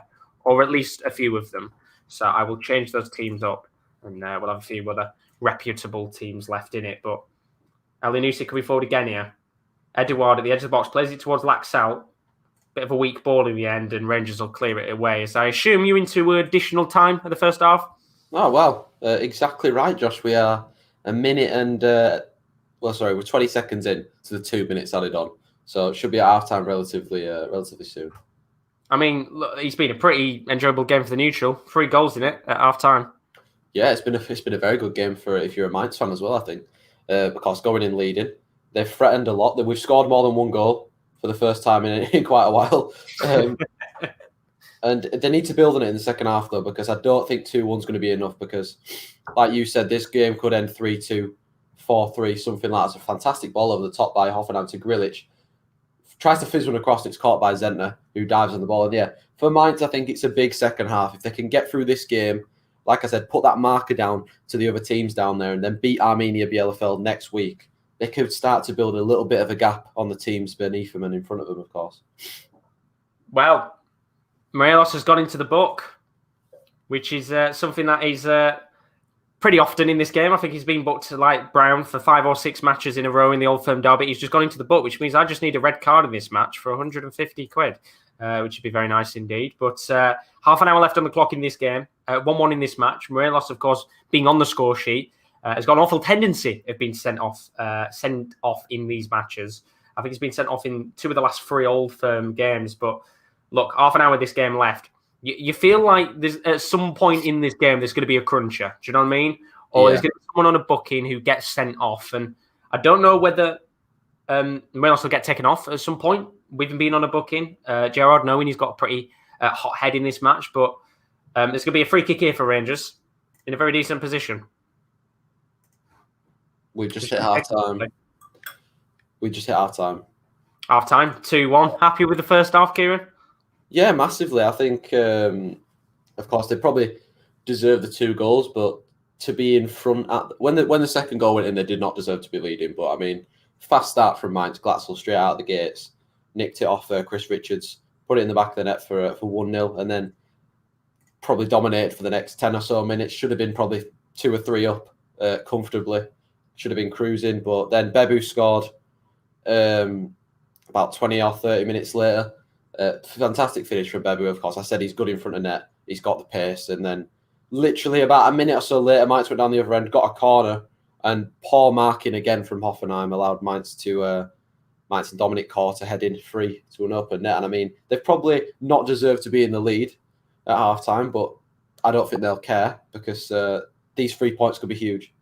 Yeah, exactly. I don't think they'll care how that game goes. As long as they come out with 3 points in that match, they'll be absolutely delighted, whether it's going to be a goal fest or whether it's just a tight defensive second half overall. But Mainz going into the break, half-time 2-1 in that match. Of course, KD buzzing, being a Mainz fan indeed, as RCN Exotics joined us in the chat. How are you doing, buddy? Oh, all good. Welcome to the stream. And the Pete's in the buildings. But how are you lads doing? I'm very good indeed. And, of course, KD will be delighted the first half. So delighted, Josh. Very, very happy indeed, which is what we like to see, as Peter's put. My thoughts on the Newcastle situation. Eddie will know how to manage Newcastle. Well, I mean, I'd like to see him at Newcastle, but my cash out's up to £20.54 right now. As I said, I've got half an hour for a red card to take place for about 150 quid. So if somebody could just go and win a rash tackle, that'd be nice. I think there's a good chance of that happening, you know. There's a chance here for a goal, but it's deflected out for a corner. And yeah, look, as at the end of the day, with these types of derbies, usually someone goes in with a rash tackle. And I think it could happen. There's loads of time left in the game for that to happen indeed. But as I said at the start of this game, I'd be very surprised if it was 11v11 at the end of the game. There's been lots of red cards in the past in these fixtures, but there's going to be another corner here, which David Turnbull's going to whip in. And it's in the 9th corner of the match, towards the near post. And, well, the referee's going to give a free kick for Rangers. Tangled there between Welsh and Goldson. And I feel like every time I say Welsh, I'm very tempted to say Welch. Just gets too easy to say. Well, Chris Welch with a foul there as Arfield's coming on. And Ioannis Hadji comes off. So 25 minutes left here. And Scott Arfield coming on, a midfielder coming on for a winger, which is a bit of an interesting change. Yeah, we're at half time, so I might stick on the Chelsea game for 5 minutes. That's all good. That's all good. I know it should be about less than 10 minutes until kickoff in that match, I think. Yeah, I'll probably catch the first 5 minutes then. Get back on the Mainz game, of course. We love Mainz. We do indeed. 2-1 right now, absolutely buzzing with that. But 25 minutes left here. Celtic 1, Rangers 1. Look, I would have to say it's been a very cagey second half. Both teams really going for it, trying to get a goal in this match, but there's not really been many big chances to scream and shout about in this first 20 minutes or so. We've had a few yellow cards on the board, so yellow card bingo is going slightly okay. We've had, 3 yellow cards, so we need a few more in the match for this to get a little bit more explosive. I think I predicted 5, but Morelos coming forward here, and he's been fouled by Laxalt, and I think that'll be a yellow card for Laxalt as well. In fact, no, the referee's not going to bring out any cards for the Uruguayan there. I think he's going to give him the benefit of the doubt in the end, but it's a slight barge on Morelos, and I'm just hoping that, yellow card will come out here for Laxalt. So he goes into the book as well. I'm just hoping that the referee goes yellow card crazy in these last few minutes. How many more do you need? I just need a red card in the match. Right. That's all I need. 25 minutes. I think there's a good chance of it happening, to be fair, Josh. Yeah, I'm hoping so. There's going to be a free kick here for Rangers. I need Morelos to headbutt someone, if I'm being honest with you. That'd be nice. Not nice for the player, I guess, headbutted like, but Rangers going to come forward here. Borna Barisic puts the ball into the box. It's coming towards the path of Arfield. Taken on the volley by Davis and out for a corner, blocked by El Yunusi in the end. And look, a good chance there for Davis to hit that on the volley. Does really well, positions himself really nice to try and hit that into the back of the net. And we'll have a corner here for Rangers. We saw Borna Barisic earlier on in this match with some fantastic set-piece work from the corner. He needs to do that again. And he'll take that corner now. So Borna Barisic, another brilliant cross. Cleared by Chris Welch. And there'll be a chance here now for Celtic to come forward. It's Laxalt. It's pushed down by Ryan Kent, and I think he'll be going into the book next. And no, he won't. He'll be quickly taken, which I think has actually cost Celtic there a little bit because they were looking to push forward and maybe get themselves a quick opportunity in the match. But I think good defending from Rangers to just organise themselves very quickly stopped any form of an opportunity coming there, and it'll just slow down the game a little bit. As I think there'll be a few more cards in this game. That's what you would expect. Yeah, I think, of course, like you said, when it's a derby, especially in Scotland, there's always a red card and a few more yellow cards. Still 25 minutes left. It's not even to the hottest point of the game yet, where both sides are pushing for the win. No, exactly. I mean, my cash out is now going up to 22 quid. So come on, a few rash tackles in there would be very nice. But look at the comments.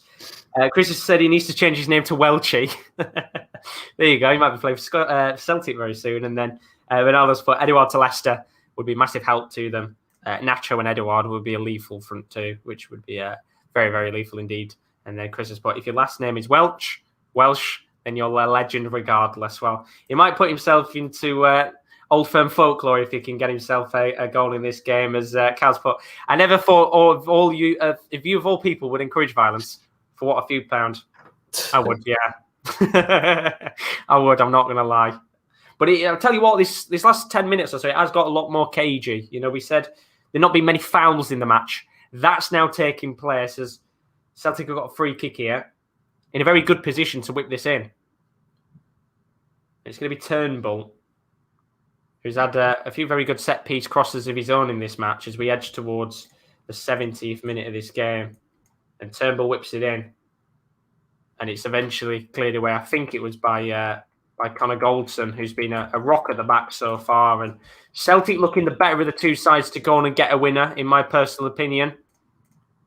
Celtic probably need to make the most of that soon because you'd expect Rangers to try and come out and maybe get a goal in this match. But time's ticking on. And it feels more inevitable that we will get a goal from Celtic than Rangers as such. But they're coming forward again, the home side. Good chance for Rangers to really hammer on the point, I think, if they were to beat Celtic at Celtic Park today.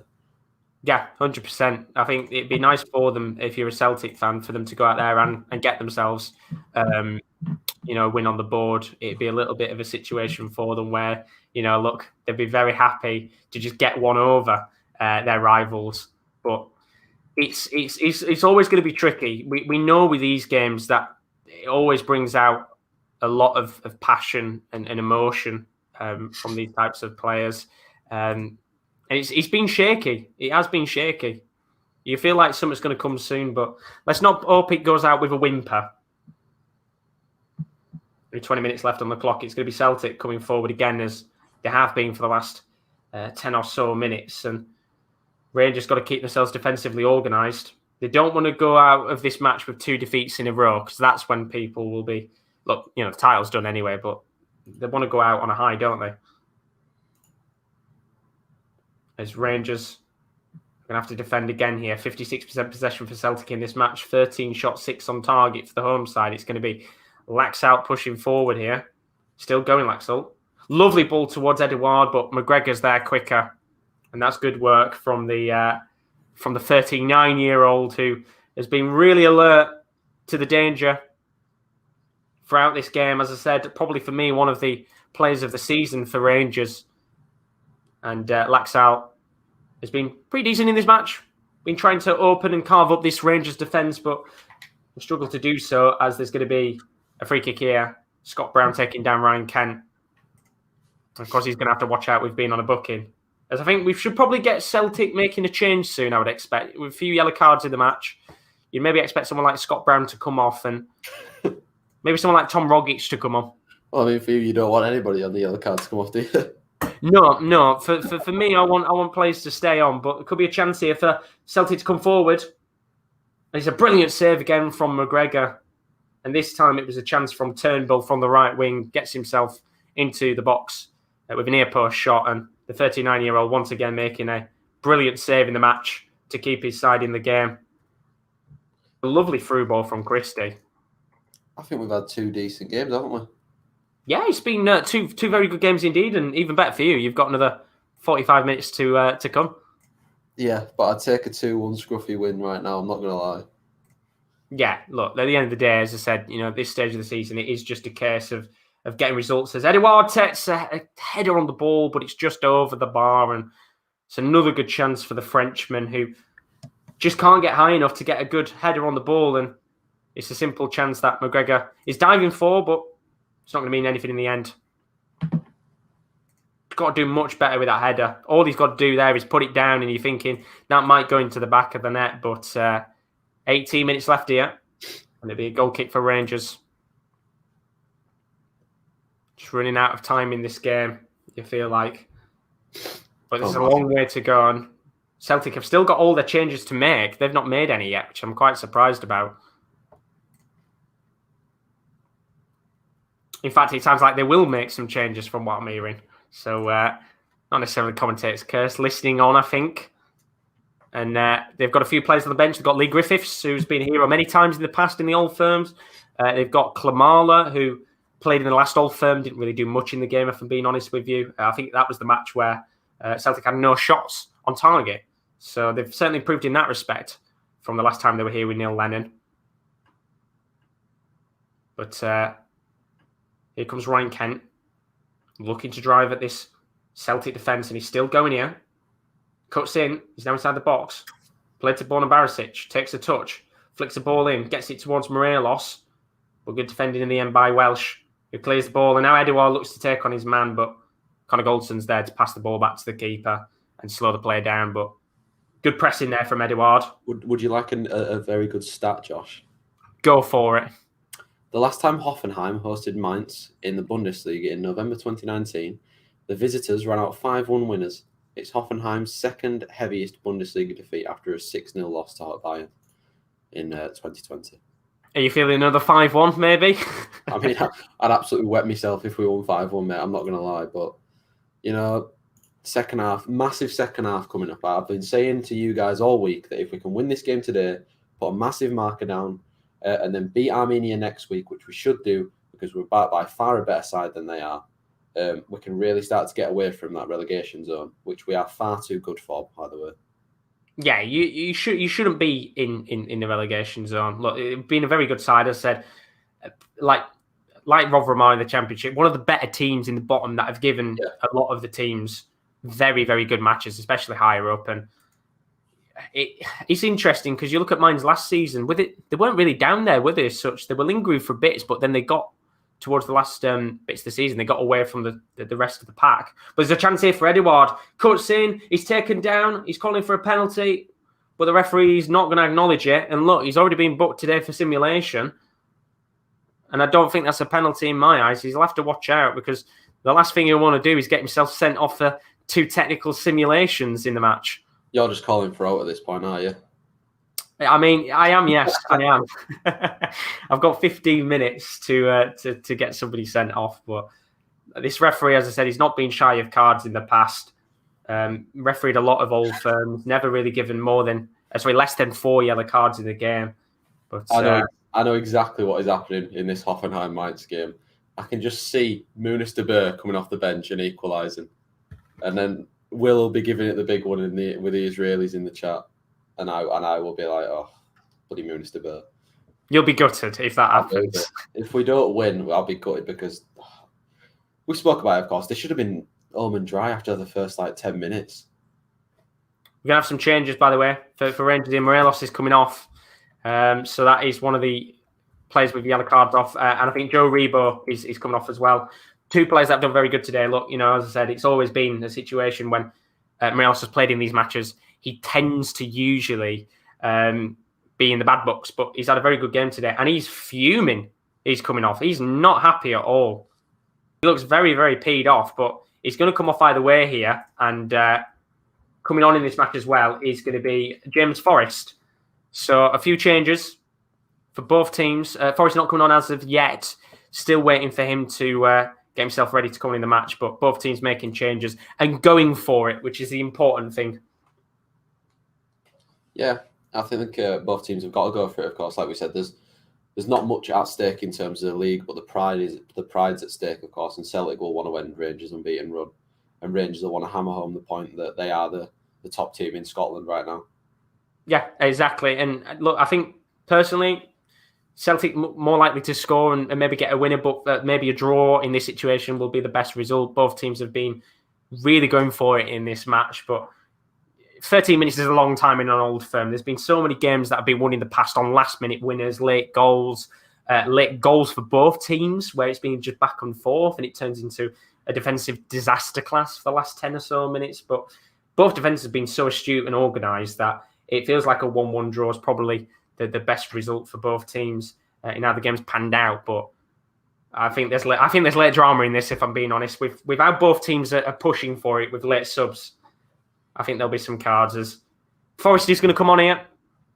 David Turnbull coming off, had a very good game today. Turnbull being really dangerous on the set pieces, whipping balls into the box from free kicks and corners. But James Forrest now, that little bit of extra pace to test the back line. Patterson, of course, coming on earlier on as a right back, he's going to be tested a lot in this game.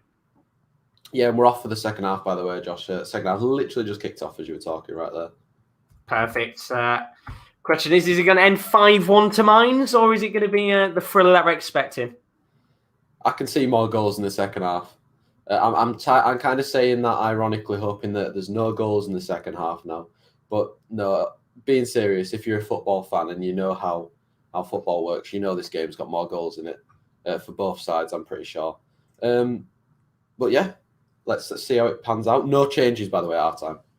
That's interesting. I would have thought maybe Hoffenheim might have made a change or two, but of course it's been quite an interesting first half that maybe they give it the first 10 or 15 minutes and then make the changes. As there's a chance here for Forrest to drive forward, but McGregor just hoofed the ball away from his goal, and 12 minutes left here. It's been quite an emphatic affair between these two sides, as well as I think there's been an offside call on Rangers on Kamar Roof, who of course got himself sent off in the Europa League.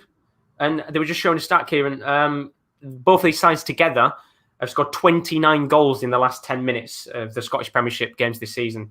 They are the two highest scoring sides in the last 10 minutes. So if we're going based on that, it's going to end 3-3. But look, I think there's a last minute winner in this game. I'm not going to lie. Oh, we hope so, because we love last minute winners. in crucial ties. I say crucial ties, not really a crucial tie, but like we said earlier, the pride's at stake. Yeah, and it's one of those where there's nothing on the line, but I feel like this is one of the biggest derbies in quite a while, just because of the whole situation that's been going on. Stuff with the last week, with Rangers being knocked out of Europa League, and of course everything that's been going on the side. Not really going to talk about it. Celtic haven't played for 2 weeks now, so they're fresher. They've not had to play midweek games in the Europa League, so you would expect Celtic to come out and push for the win a little bit more than Rangers would.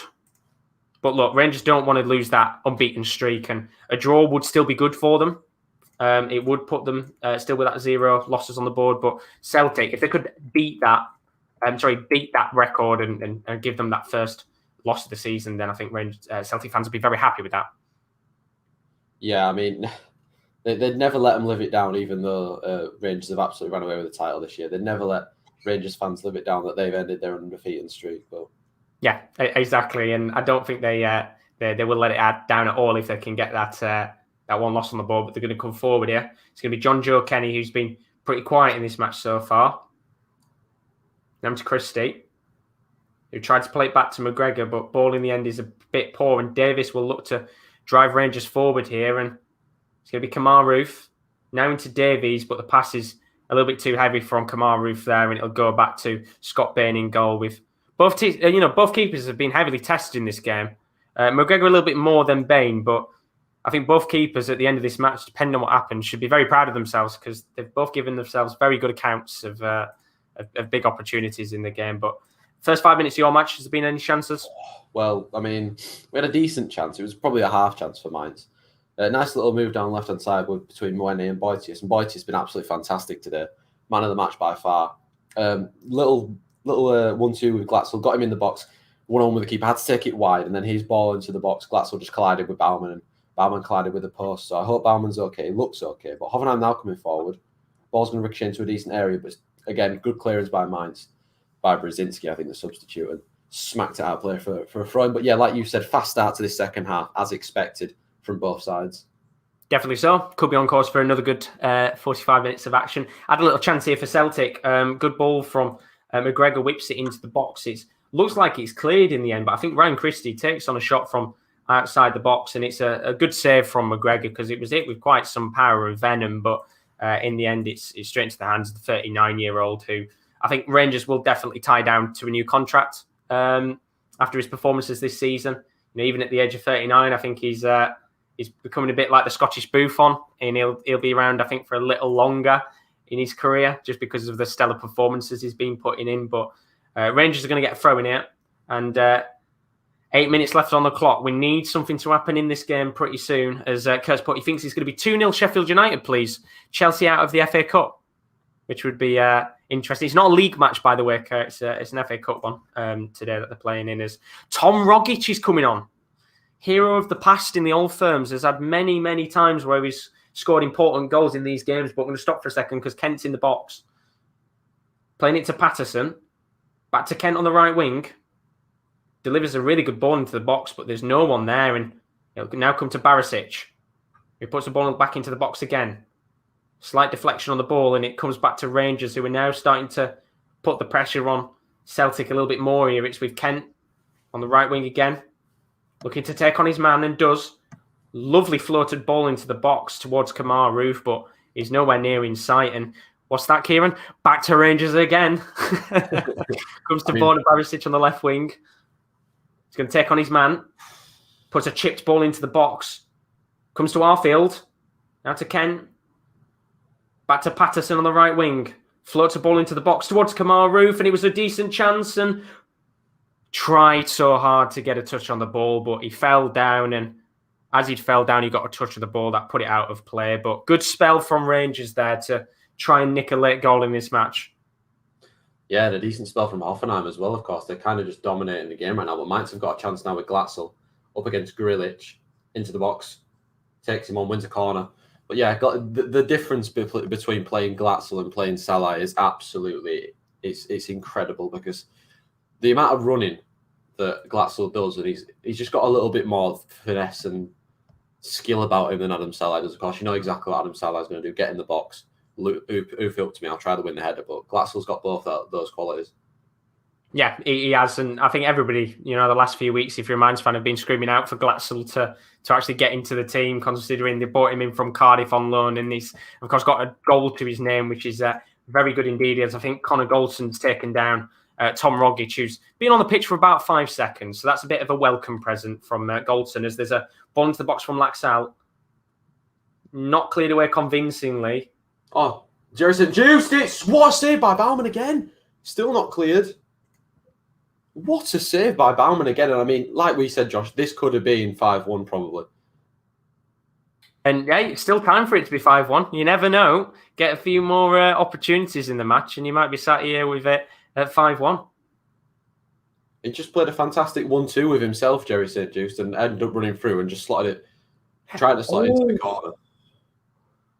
It's a really good cross into the box, I think, from James Forrest and Edouard. He's just gambling to get the ball. He tries to get a foot out, the Frenchman, and he just can't get a touch. And Scott Brown's just pushed the ref. I don't know what he's doing there, but Rangers coming forward here. Ball to Kamar Roof, but... Oh, it's a mistake at the back, and very nearly the goalkeeper whacks it on the back of Welsh, and it very nearly lands at the feet of Kamar Roof, and that would have been the most comedic late winner I have ever seen. It comes off the back of Welsh. It lands at the foot of Kamar Roof, who, of course, doesn't expect the ball to land at his feet, and very nearly ends up going with a last-minute goal. I mean, that would have been something incredible for a last-minute winner. I don't think I've ever seen anything like it. Jesus. But we're going to be a chance onto it. Oh, just inches wide. What a chance for Hoffenheim. I was going to say, it might be a chance here for Rangers to come forward again. And, I mean, that would have been something special, but not in that way in terms of goals, as Barisic looks to come forward here on the left wing. What can you do here, the Croatian? Going to push forward. Tries to put ball into the box, and it will go out of play for a corner. 3 minutes left of the match. Who's going to be a Derby Day hero, if there is one? Because someone needs to stand up and count themselves, as Borna Barisic is going to get the ball ready. I think there's going to be another change here for Celtic.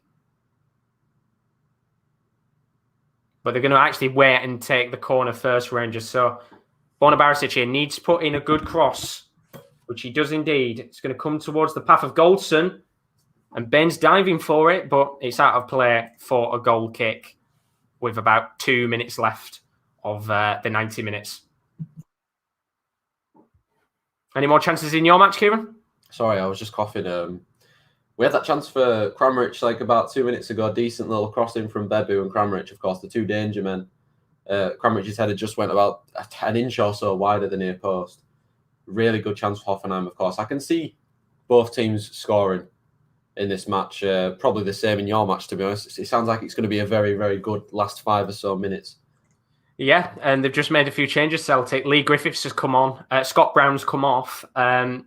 And Sorrow has come on as well. I think Sorrow, one of the players that Celtic fans were screaming out to actually start this game, and he didn't. So 2 players that might bring a little bit of life into this match later on. Of course, Lee Griffiths, a whole probably book worth of history in Old Firm derbies for key moments where he's come to life and won the match. And there might be a chance here for Rogic to come forward. And they're just going to pass around, playing it calm here, Celtic, as you would expect. Now Forrest trying to get a ball towards Lee Griffiths, but Barisic keeps the ball from going out of play for a corner. And I wonder if we are going to have a substitute hero, a Solskjaer moment from Lee Griffiths, where he comes on and wins the game late on, because I do think there'll be a few minutes of additional time. I mean, Kyle's put, this is going to end 1-1, isn't it? It probably is, but it all depends on the amount of additional time that's added on here, to whether it has enough time for a late winner. But look, as I said, 1-1's probably deserved score, but a late winner would not do any harm. I think it would certainly rattle one of the two sides, whoever was to lose it. As I think there's 3 minutes of additional time, by the way. Oh, time for a last minute winner as you predicted. And it's going to be Rangers who try to strike first here, as we've got 25 seconds of normal time left. Patterson bombing down the right-hand side, and he's given the space to keep going here, which he does. Going to play the ball into Ryan Kent, I would assume. No. Does really well, actually, to get the ball to Arfield. Now into Ryan Kent. What can the tricky winger do? He's been fantastic all season for Rangers. Now into Kamara. 4 in the box for Rangers. Barisic back to Kamara. Lovely work here. But Kamara just can't get the ball inside the box. It'll come back for Rangers again. It's Patterson. Puts a ball into the box. Backheeled by Kamara Roof, but cleared away by Celtic. And it's going to go for a Rangers corner. How's your nerves, Celtic? Because they've been quite good on corners today, but Gerrard trying to just get his players motivated here. And this could be a big chance in the game for what would be an injury time winner. And it'll be Borna Barisic who just casually walks across. And I don't think we're going to get the red card here unless somebody karate kicks someone with 2 minutes left. So Borna Barisic to whip the ball in to see if we can have a winner in this game. Please do. It's whipped in. And it's towards the path of Connor Goldson, who does get his head onto it, but it's a little bit too high and wide of the mark, and that'll go out of play for a goal kick with 2 minutes left on the clock. About half an hour left of your game, Kieran? Yeah, I think 32 minutes plus added time, so probably about 35 or so minutes, unless there's anything else that goes on in the second half. I'm not quite sure what's happening here. I think one of the Hoffenheim backroom staff is getting spoken to by the referee. Yeah, that's exactly what's happening. Rangers coming forward again here. Kent, good defending at the back from Sorrow. And now Celtic looking to push forward. One long ball towards the path of Lee Griffiths, who tries to take a touch, but in the end, the linesman puts his flag up, which is great to see that in Scotland. They just put the flag up rather than taking the piss and letting Lee Griffiths think he's about to score a winner. And he checks his run. I think he's just offside. It's an awkward angle to actually see whether he'd be offside or not. But look, the linesman puts his flag up, and with 60 seconds left here, McGregor is going to just hit this ball long. I don't think we are going to see a winner in this game, sadly, as McGregor launches the ball up. And a free kick to Celtic. And, well, this last 3 minutes of injury time has just been set pieces. Not really been a chance for this game to flow in injury time, but it's been a very, very good game overall. There's range for laughs, but Celtic can't score in a winner, don't worry. Celtic are stale milk, not scared. But there's a chance here. No, there isn't, because there's a free kick for Rangers, and that sums up the injury time for you. It has just been free kicks left, right, and centre. As my Now TV has also decided to stop working for a second. Typical Now TV. Very typical indeed. So one last free kick, which will probably just hoofed up here, and the ref will blow his whistle. I'm very surprised there's not been a red card in this game, but look, it's probably been a little bit less scrappy in comparison to other Old Firm derbies, as the referee does blow his whistle, and it will end in a stalemate in this match between Celtic and Rangers. Rangers' unbeaten record will continue in fine fashion. Good result in the end. And El Yunusi, who got the early goal in the game, was able to get himself and Celtic into the lead. But Alfredo Morelos, who they're just showing right now, he doesn't look happy with a draw in this game. He looks very disappointed. But he got a goal in the game, first Old Firm goal in his career. And this game ends 1-1. Oh, decent chance for Mainz there coming forward again. Looked dangerous on the attack, but that final ball lacking, as it normally is, to be fair with Mainz. I hope they just don't get a little bit of leggy. A bit leggy in this last 20 or so minutes of the game. But of course, there's some big games going on today, Josh, elsewhere in the footballing world. Of course, we've got West Ham Arsenal, which is quite a big game. Aston Villa Tottenham later on. Of course, the 3 games that we'll be covering later on as well. At 7:50 tonight, Sociedad Barcelona. Can't remember which game. Lyon PSG, and then Braga Benfica, which is the first Liga NOS watch on the channel. I'm looking forward to that. Yeah, and I mean, there's other games as well. Leicester, Man United, and Roma, Napoli as well. That's at 7:45. So there's a lot of big games going on today. FA Cup as well, which is what I'm going to put on now. So I've got a different game on the side. I'll keep you up to date with that match for the last half an hour or so of the Hoffenheim Mainz game. But yeah, there's a lot of big games going on today. We were saying yesterday, Saturday, pretty poor in terms of the standard of matches. There wasn't really many big games across the board as such. So Sunday always tends to be the big blockbuster day in football across Europe. But looking forward to tonight's matches because there's some good ones there, and hopefully they'll live up to the hype. Because look, your game, it's fourth versus I think second or third in the league. My game is fifth versus second, and Kieran's game is second versus third. So a lot of really good games going on that, hopefully we're coming out at the end of the night and saying we had 3 stellar matches. Yeah, I mean, Benfica, of course, need to win because they can get into the top 3 then. But if Braga win, then Benfica will be 5 points off Braga at this stage of the season, of course, with not a lot of football still left to play. Benfica, massive chance of actually not being in Europe next season at all. Yeah, both teams right now on really good form, unbeaten in the last 5. Braga, managed by former Wednesday man, Carlos Carvajal, seems to be doing wonders at Braga this season. And credit to them, because I think, Braga are always one of those teams where, look, they're a brilliant, brilliant side, but they've always been outside of that top 2, top 3 bracket of the very best clubs in Portugal. And I think we are maybe getting to a point where if they can keep that consistency up in the next season or 2, we might be talking about them as another one of the big sides in Champions League and Europa League. But it should be a good game overall, I'd expect. Yeah, double change for Mainz, by the way. Kaison and Anisiwo coming on. I can only imagine that it's straight swap for the both strikers. Yeah, Robert Glatzel's coming off. Fair play to him, been fantastic today. And I think Jonathan Burkhardt should probably be the other striker that comes off. Of course, they both ran their socks off today, as they normally do up front, especially Burkhardt. Seems to have energy hidden. But yeah, Glatzel's got his goal today. He's coming off for Robin Kaison. Yeah, and Jonathan Burkhardt comes off for Anisiwo. So, I mean, they've been having a tough time with Glatzel and Burkhardt. Now let's see how they can handle Kaison and Anisiwo. And still good news for you, the fact that Shalai hasn't come onto the pitch. I don't think he'll be coming on now unless they stick him at centre-half. No, which is a big positive for you because you won't have to see him in this game today, which is always nice.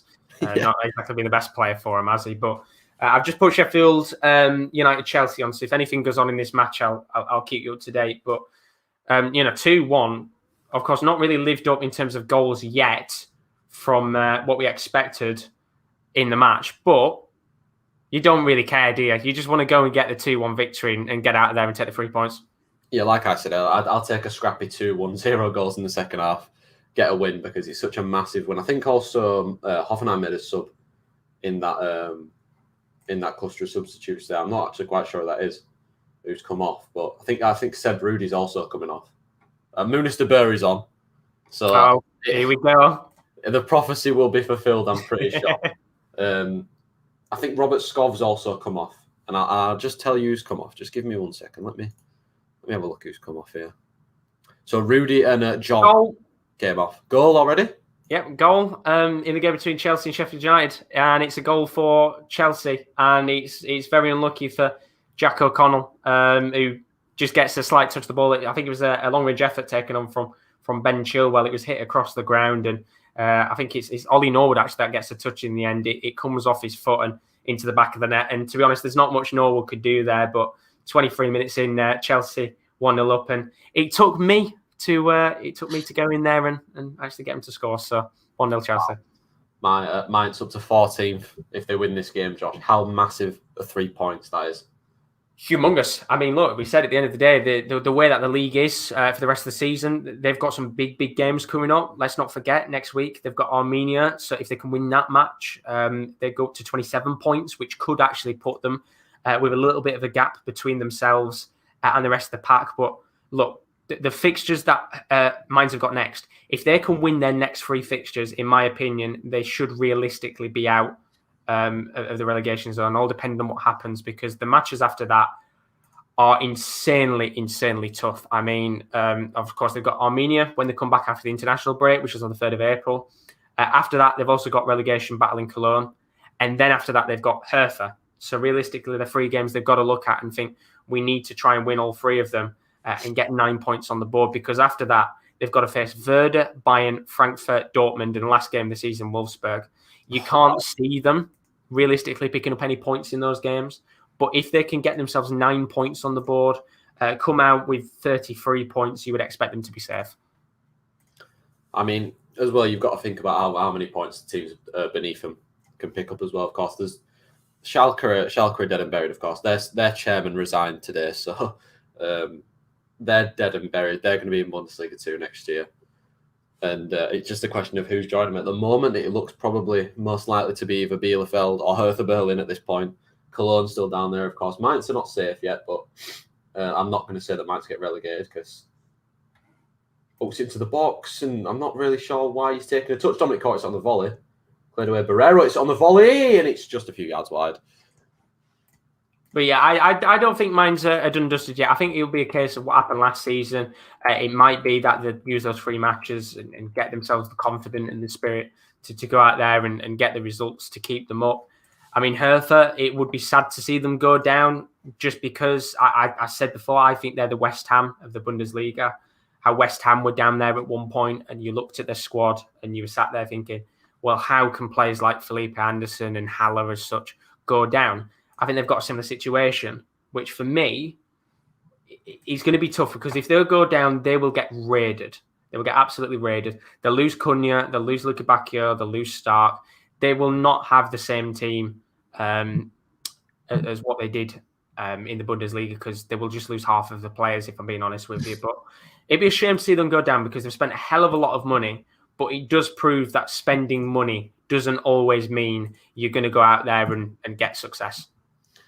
No, of course, the project kind of hasn't really hit its peak yet, of course. I don't actually know what's happened. I mean, Piatek's kind of flopped a little bit, hasn't he? Yeah. It's not been a good year or so for Hertha Berlin, who kind of came into the back end of last year on pretty good form. They looked quite dangerous, of course. And this season, they started off quite well as well, and they've just absolutely plummeted.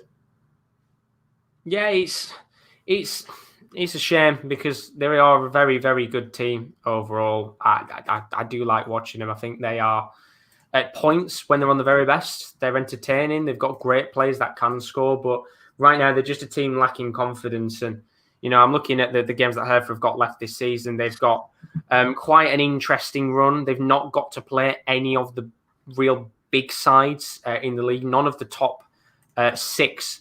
Sorry, they've got one of the top 6, which is Leverkusen. But after that, they've got none of the top 6 teams. They've got the hardest team left would probably be either Leverkusen or Union Berlin. They've got Freiburg, Bielefeld, Schalke, Cologne. So they are playing teams around them, which could make, once again, Hertha in a very good position to get a good bit of confidence going and maybe even survive. But when you're a relegation side, it's very, very hard to sit there and find games where you expect to get a win because confidence is just so short. And ultimately right now, Hertha need to find something quick. Yeah, and I mean, I think you can say that for a number of teams down at the bottom, Mainz included, of course. There is a cluster of those sides down there that need to start picking up points sooner rather than later, or they're just going to run out of time, of course. Arminia Bielefeld, Cologne, Mainz, as 3 of those teams, of course. You've got Hertha Berlin, as we just mentioned. Schalke are pretty much dead and buried, of course. They're down. It'll be interesting because, like you said, the Bundesliga relegation battle is it's hot at the moment, isn't it? And even the top 4 race is quite hot, of course. We're going to probably have Frankfurt in there this year, Wolfsburg as well. Dortmund, of course, dropped points again yesterday. Yeah, he's looking like a good Bundesliga season. I can't wait to see Frankfurt in the Champions League if they make it. If they don't, Europa League will do them. I mean, we saw them in the Europa League a few seasons ago where they made the semi-finals and only just lost out to Chelsea in added time. They've got good potential. They've got great players. I'm hoping that they try and sign Lukijovic back up, although I think that would be quite a tricky situation to have the big bucks to spend on him. But look, they're a breathtaking side to watch. And they were down there last season. We were talking about them maybe getting relegated, being the Hertha of last season. But they've got the confidence. They've got some quality players. And look, I'm all for seeing Frankfurt in the Champions League next season because they'd be a fun side to watch. Yeah, they really hit the ground running after Project Restart. Of course, they picked up quite a lot of wins. And it's just a question of if they can keep hold of all those good players like Kostic and Andre Silva is absolutely crucial to their team. If they can keep hold of him and Daichi Kamada, then they could do something quite special this year. Yeah, definitely. And, credit has to be given to Wolfsburg as well, because they're another side that I think the last 5 or so years have gone from, being not Champions League winners, Bundesliga winners, finishing second, having the likes of De Bruyne and Perisic. Then they dropped down a little bit, turned to a mid-table club, struggled at points, and they've got themselves back to the very best again. They've only lost 3 games this season, which, credit to them. Same with Frankfurt. They've only lost 3 games this season, but had 11 draws. If they turned a few more of those into wins, they could have been up there, maybe fighting for the title, which is crazy to say. But Wolfsburg, very organised side. Weghorst is on fire. They've got a really, really good team. And yet again, it'd be great to see them in the Champions League next season as well, because they're another one of those sides that I think, look, still need to improve. I think they're a great team, but not strong enough to maybe fight as such as well as other teams in the Champions League. But I'd love to see them there next season with Frankfurt. Yeah, I like Wolfsburg just because of Baku.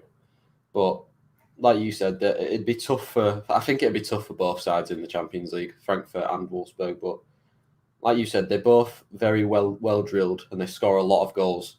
And like you said, Weghorst on fire, Andre Silva's on fire. Well, I think those two will definitely be in Europe at some point next year, whether it be Europa League or Champions League.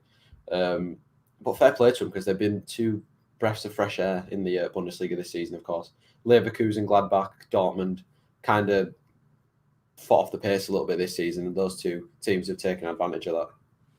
Yeah, they have indeed, and fair play to them. You've got to give them credit. They've just steamrolled on in the league. I think you look at the table and you think, if you're neutrally, probably how are they up there? But they're just very, very good. They're very organised, and you can see why teams like Dortmund and Leverkusen have struggled, because as much as Frankfurt might have got 11 draws this season, they've only lost 3 times. They're a very astute team defensively wise. They've got pretty much the exact same goal difference as Dortmund. They've scored goals. They've defended well. And for me, credit has to go to Wolfsburg. Best defence pretty much in the league, apart from Leverkusen, which have, second best. No, third best even, because Dortmund have only conceded.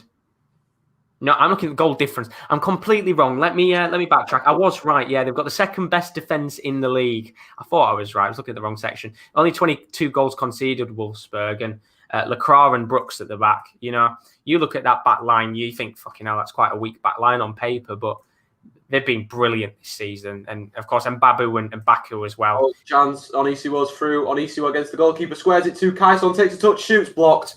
I mean, they have to be taking that quicker.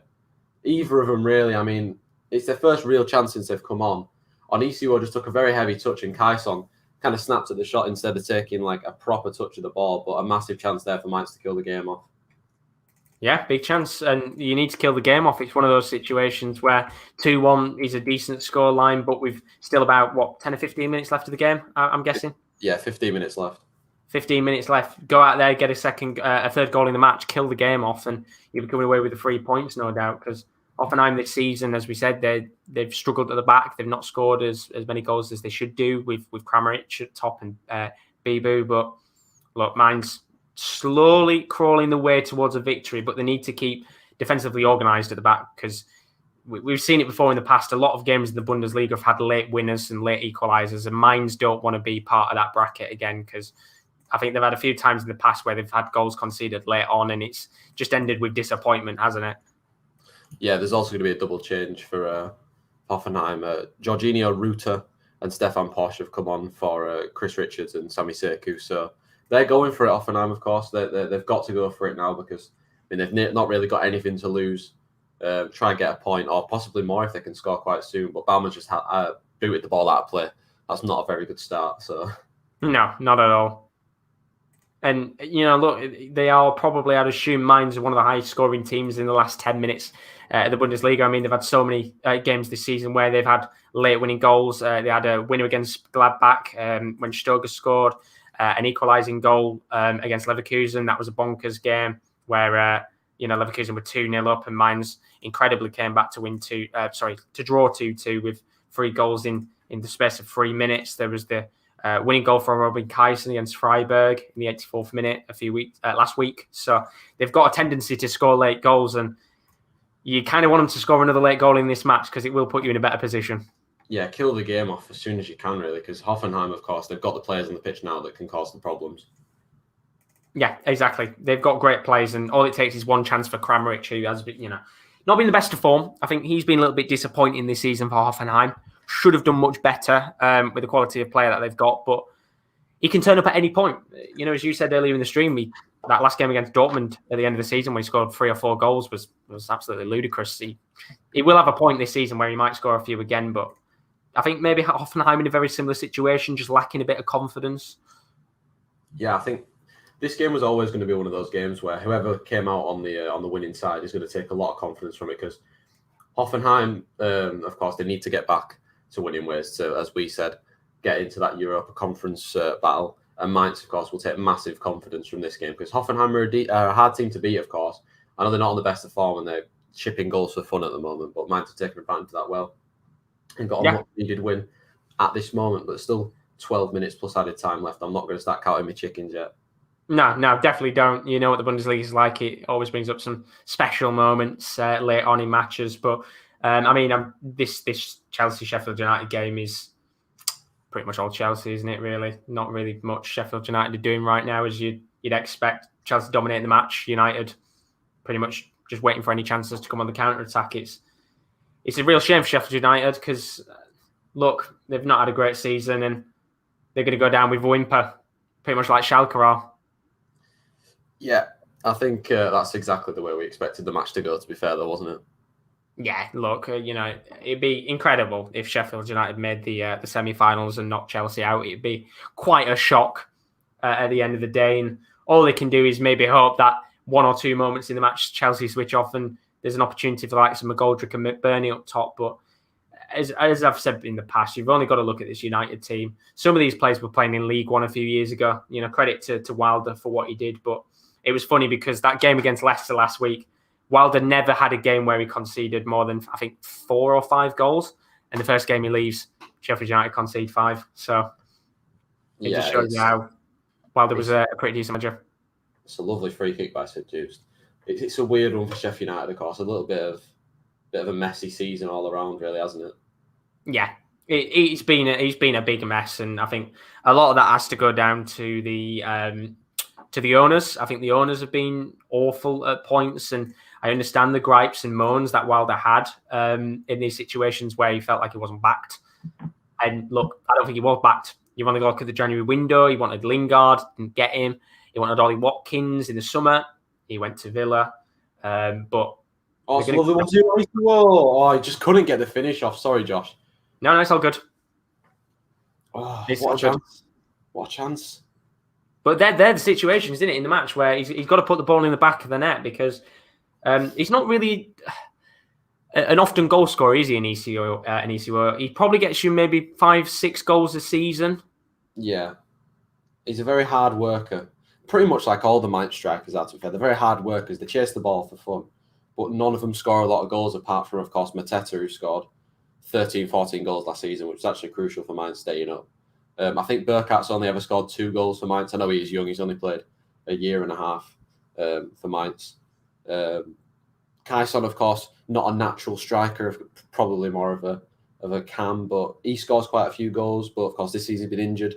The goals did have dried up for Mainz, but hopefully now we've got our players back, the likes of Keijsen and Isiwo, Glatzel, can start to create some sort of partnership up there and start to and end the season off nicely, and maybe try sign Glatzel for next year as well, because he's looked very good. Yeah, hopefully so. I think, as I said, if Mainz stay up, there'll be a few big positives of players that they've signed on loan that they might be able to sign and bring back to the club next season, because they will find themselves in a tricky position again, depending on what signings they make. But Russ has put in the chat, love watching the stream. Josh Kieren D, both done brilliant work, would work together in radio and TV in the future. Thank you very much. Oh, what a save by Baumann again. Robin Keijsen in behind, and it's a lovely shot about 15 or so yards out from goal. He's not offside. The referee, the linesman put his flag up, but I about a yard or so onside. He takes it early and Baumann, fantastic save. And he has kept Hoffenheim within one goal of this game for quite some time.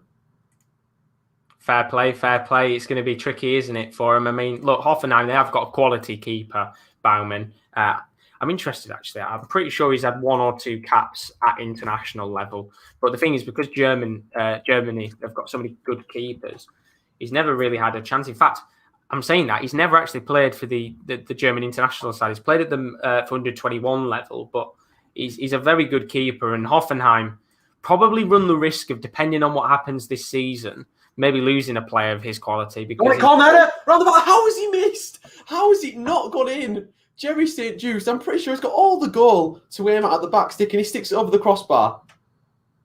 Oh, what a chance. I can't be bothered because I know exactly how this game's going to end, Josh. Don't say that. Don't say that. You've got a few minutes left. You don't want to see Hoffenheim get an equaliser. What a miss. Dominic Cort has been fantastic at the near post from the headers all game. Flicks it onto the back post where Jerry St. Just is free and he's flying in. I don't know why he's leaping off the ground to volley it. If he'd have stayed on the ground, he could have just headed it into an open net. Instead, he leaps, tries to do a scissor kick and ends up booting it over the bar. What a chance. What a chance. Big moment in the game. What I will do very quickly is, as I said, don't forget, if you are into the stream, we've got another big stream tonight. 3 massive matches on Sunday evening across France, Spain and Portugal. We're going to be live from 10 to 8. Myself, KL and KD will be live on StreamYard again. It's Real Sociedad taking on Barcelona, Lyon against PSG, and then Braga up against Benfica on our Super Sunday live watch-along. Then we'll be back with a watch-along. I think there's a Monday morning A-League one. I haven't put it down because I need to make the graphic for it. But I believe Rowan's going to be doing the Monday morning A-League game as well as the Wednesday game, which we'll see Wellington Phoenix take on Melbourne Victory. That's from 8 a.m. And then after that match, it's a double header on Wednesday because I'll be live from 10:15. Perth Glory taking on Sydney FC in the A-League. So double header of action in the A-League on Wednesday morning. And then don't forget, if you are taking part in our live UCL FIFA 21 Sim tournament, we're going to be doing the live draw for who faces who, and more specifically, what team everyone is going to get in that tournament. We'll be live from 7 o'clock on Thursday night for the draw, where everyone will find out who faces who in the round of 32. And then we'll be live on Friday morning with the first batch of fixtures. And then we're live from Friday night with the second batch of round of 32 games. And we'll be doing that tournament over the weekend from Friday to Monday. So do stick about, because if you are in that tournament, you have got a chance of winning some cash if you finish first, second, or third. So well worth sticking about for that indeed. But that is going to be taking place, as I said, from Thursday night when we do the draw. Should be very good indeed. Looking forward to that. But into the last few minutes of this game between Hoffenheim and Mainz, fair few chances for the away team, Kieran. They need to take them very quickly. As Infinity Football is in the chat. How you doing, buddy? Yeah, I mean, they've just had another chance there. It was a ball whipped into the box, and Zentner came out for it. Completely missed the ball. Luckily for him, it's gone over everyone's head out for a corner. I mean, it is poor goalkeeping from Zentner. He comes out, tries to punch the ball, actually collides with the Hoffenheim man and Stefan Bell himself. So it's poor goalkeeping from Zentner, but luckily for him, the ball's over the bar, and Stefan Bell's getting a little bit of treatment from the physios. Hopefully he's all right. But how many minutes do you think added on in terms of what you're saying? I think you've gone a bit early, Josh. We're not even in the 85th minute yet, mate. Well, that's the same equivalent of asking what the man of the match is. Usually ask it about this point. No, it's because you've put 90 minutes on the clock. I'm like, bloody hell, it's only gone the 85th minute. Nearly there. How much additional time? Probably 3 minutes, but no doubt there'll be 6 or 7. That's a lovely corner by Skov, and Dabber was there at that near post, and I thought he'd flicked it on, but it's gone out for a goal kick, I think. Yeah. I'm wishing the game away for you. But Daz has asked in the chat, do you think Watkins will get a start for England, Josh? Maybe against San Marino. I think, as I said, I think a lot of these players in the England side will get a bit of a run in, because we've got 3 games to play in the international break. So it's a good chance for Gareth Southgate to really give a few of these players some opportunities at the very least. But the first match we've got is against San Marino. The second match is against Albania, and the third match is against Poland. So I'd expect the first 2 games to be real good opportunities for Southgate to tinker with his squad, give a few players a go, the likes of Watkins, and I'd expect Sam Johnston maybe to get a go in one of the games. But then the Poland match, for me, is the game where he probably will play his stronger side because, look, Poland are no pushovers. They've got Lewandowski, they've got Szczesny in goal. I think that should be a good match, in my opinion. Yeah, England-Poland on paper should be a very good match. We should probably have the firepower necessary to beat Poland, but of course they've got the likes of Lewandowski and various other players up front who are pretty decent. So, yeah, and I mean, the England squad that he's taken, I know a lot of people are raging about it because of a few names that he's left out, of course, and not taken. But it's at the end of the day, it's the manager's choice. And he's obviously gone with the players that he relies on. Yeah, I think he's just spun a wheel, if I'm being honest with you, mate. I think he's just spun a wheel, and whoever's been spun on the wheel has come up as been picked for the England squad. I don't know how Gareth Southgate picks it sometimes. I think it's some interesting choices in there. But do you know what? You have to trust him. You have to see what he does. At the end of the day, remember, these are only World Cup qualifiers, so he can tinker about a little bit. This isn't the actual squad. But McGoldrick's gone for a long-range effort, and, well, the English Pele very nearly scored a very nice goal for Sheffield United. But if it's football in the chat, I'd love to have played in the tournament, but I don't have FIFA. You don't need FIFA. It's a sim tournament, Infinity Football. So it'll be the AI that controls the team, but you get to choose the tactics you want to play, the formations, you get to choose the players. There is one spot left. One spot was left for me, but I didn't want to necessarily take a spot, and then if I won it, it'd be very awkward. Because I've won it. So if you did want that last spot, Infinity Football, you can have it if you want to play in it. But as I said, you don't need FIFA for it. You don't need an Xbox or PlayStation. The AI will control the match. The reason why I've done that is to make it fair. So everybody's got an equal chance of winning in the tournament. Hence why no one knows what teams they've got yet either, because that's going to be drawn as well. Just so it's a little bit more fair, so everybody's got a chance to win in this tournament. But as I said, if you want that last spot, you can have it. Because I said, if I was in the tournament and then I won it, it'd be a little bit awkward at the end of the day. So you can have it if you want. But half-time in this Chelsea game, 1-0 to Chelsea at half-time in that match. They'll be very happy with that. But I believe now you should be getting towards the 90th minute of the match. Yeah, we're in the 88th minute, almost ticking over to the 89th minute. So we're into the final stretch of the game where Hoffenheim can start pushing for this equaliser now. Do you think they can get it, depending on the amount of additional time added? Bloody hope not. No, you don't want to. I'll be heartbroken if they score an equaliser, Josh. I'm not going to lie. No, I understand. You don't want them to get a goal at this stage. I think Mainz have had a very good performance today. From the sounds of it, very organised. Hoffenheim, as I said, have had a bit of a poor game, if you're being honest with you. They've got quality players in the side, but just not really been able to. They've got 3-on-2 here, Mainz, and it's I think it's Sturger bringing it upfield. He's had to slow the play down a little bit. Tries the ball to Aniso. It's an awful pass, but it's gobbled up by Baumann, and now again, Hoffenheim can come downfield. That's the danger though, with Hoffenheim pushing so many men forward, trying to look for the equaliser. Mainz can use the pace that they've got in behind. Yep, definitely. So I'm just going to add Infinity Football's name. You are on the list, my friend. You can have my spot. I would love to participate. Well, your name is Dan. I will add you to that because I'm going to start making the graphics and such a little bit later on today. Get round to organising everything because I said we're going to do the draw on Thursday night at 7 o'clock. So that's something to look forward to. Something different, bit of fun on the channel instead of doing the watch-alongs all the time, especially while the international break's on. But we've got 4 minutes of added time. Where's that come from? Where's that come from? Can you hold on? That's the question. So, mate. We've got a free kick inside their half. Don't put men forward for it. Yeah, they're not putting men forward for it. Take it short, take it to corner, waste some time. Yeah, you need to waste time here. The last thing you want to do is push numbers forward now. So little time left in the game. It'd be stupid to try and push forward and then allow Hoffenheim to counter-attack and get a goal. Yeah, massively, of course. We're 30 seconds into the 4 minutes. I'm not counting down at all. I think you might be. Yeah, just a little bit, mate. I was Florian Grealish done today as a centre-back. Has he done a good job there, or can you kind of tell he's a player out of position? I mean, like I said, that back three's been very shaky, Josh. Of course, he's a player playing out of position, by far a better midfielder than he is centre-half. And I think it has shown today, of course, they're a little bit defensively poor, I'd say. Yeah. Back there, to be fair, because Kevin Vox playing as a wide centre-half alongside Chris Richards, who's obviously gone off. who didn't have the best of games at all. I don't think any of those defenders have been good tonight.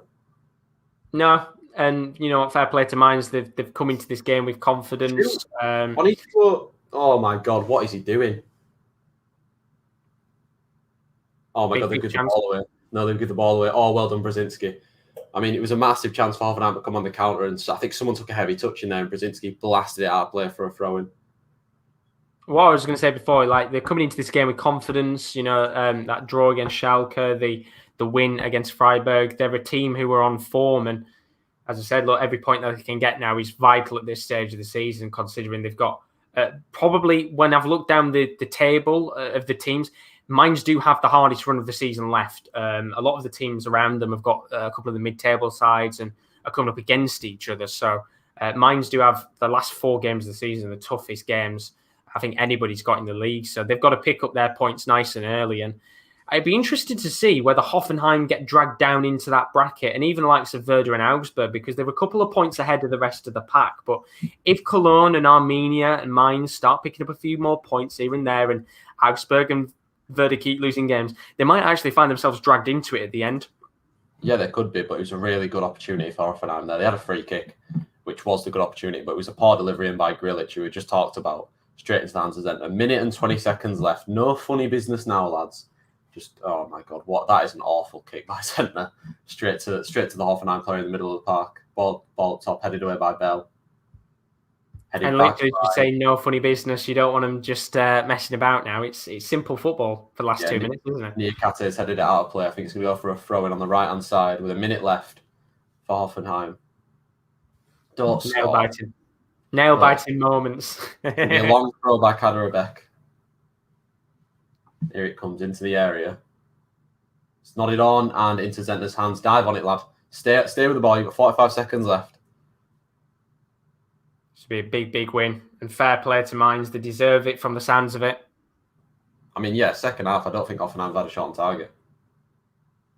And it sums up this Hoffenheim side, because they've got some good players on the team, but I also looked at that lineup today and thought they've got very average players. There's no one really, apart from maybe Kramaric. You've got Baumann at the back, who are good players. As I said, I think Baumann, depending on what happens in the future, might get poached by another club. Yeah, it could. Seriously, wouldn't surprise me if he went somewhere like Dortmund. Yeah, of course, Dortmund have got hits at the moment, haven't they? Yeah, I think, look, they might be looking at a keeper in the near future. Maybe even like a Leverkusen or something could go in for him. Kyle's got 4 minutes is up. Ref, blow your whistle, lad. Yes! It's a win for Mainz. What a win as well. It's a massive 3 points for both Svensson and Mainz. And like I said, they're now beginning to make some progress. That's 2 wins on the bounce. Getting away from that relegation battle. Come on. And it's a big result indeed, as you said, getting onto a lot of good form now, Mainz in the Bundesliga. They need to get points as desperate as they possibly can now. Every point counts, as the relegation battle does seem to just continue week after week to get closer and closer. But in the end, look, Mainz, from the sounds of it, Kieren, deserve that 3 points. Yeah, we talked about the first half, of course. They came out of the gates so quickly. Glatzel scoring in, I think, the 30th second or something, of course, nicking the ball off Chris Richards, who scored. And then dominated the game for the first 10 minutes, sat back and pretty much got absolutely dominated themselves for the majority of the first half. And then Bebu took advantage of that, scored the goal, equalised. And then a minute after, Dominic Kor headed in from the corner. And I mean, they didn't deserve it in the first half. Second half, they came out fantastic, defensively aware. Unlucky to probably not build on the lead they had, but ultimately a brilliant win for Mainz and a brilliant win for Bo Svensson. Brilliant win indeed. Carl's just put in the chat, of course, you have Messi Ronaldo on the thumbnail for the FIFA tournament. What about Sorry Cabra of Midtjylland and Denver Bar of Istanbul? They're way better. Honestly, I'll get you rigged. I'll rig it and give you Midtjylland, Kyle. And then he's put, cheers, lads. Good stream. Congrats on the win, KD. Hopefully United can win later. I will see you guys later. Thank you very much, Kyle. Hope you're all good, buddy, and have a good afternoon. But don't forget, if you haven't checked out our social media, please do. Our social media is _top corner for our Twitter, and our Instagram is _sportscorner_ on Instagram. We always post on those 2 social media pages when we go live on YouTube, as well as when we post articles up on our website, which is thesports-corner.com. Do go and check it out for articles which are available every day. So if you're a big fan of football, darts, esports, you name it, we've got it on our website. But overall, a fantastic afternoon of action. Celtic with a brilliant game against Rangers, really enjoyable Old Firm derby, and a big win for Mainz. Caps off a fantastic afternoon indeed. As I said, don't forget, we will be back at 7:50 tonight. Myself, KD and KL. Real Sociedad Barcelona, Lyon PSG and Braga Benfica are the three matches on the cards tonight for what should be a super Sunday across European football. But as for now, thank you very much, KD. You go home with very splendid 3 points on the board. Oh, mate, you're very welcome. You're very, very welcome. Thank you very much indeed. And thanks to all of you guys in the chat, as always. Greatly, greatly appreciated. We will be back tonight, as I said, 10 to 8 UK time for free quality European fixtures. That's Real Sociedad Barcelona, Braga Benfica, and Lyon PSG. But as for now, if you're new as always, don't forget to leave a like and subscription if you are new to the channel as we push towards 2,000 subscribers. But we'll be back in about 5 hours' time for a Super Sunday. Let's hope there's goals tonight.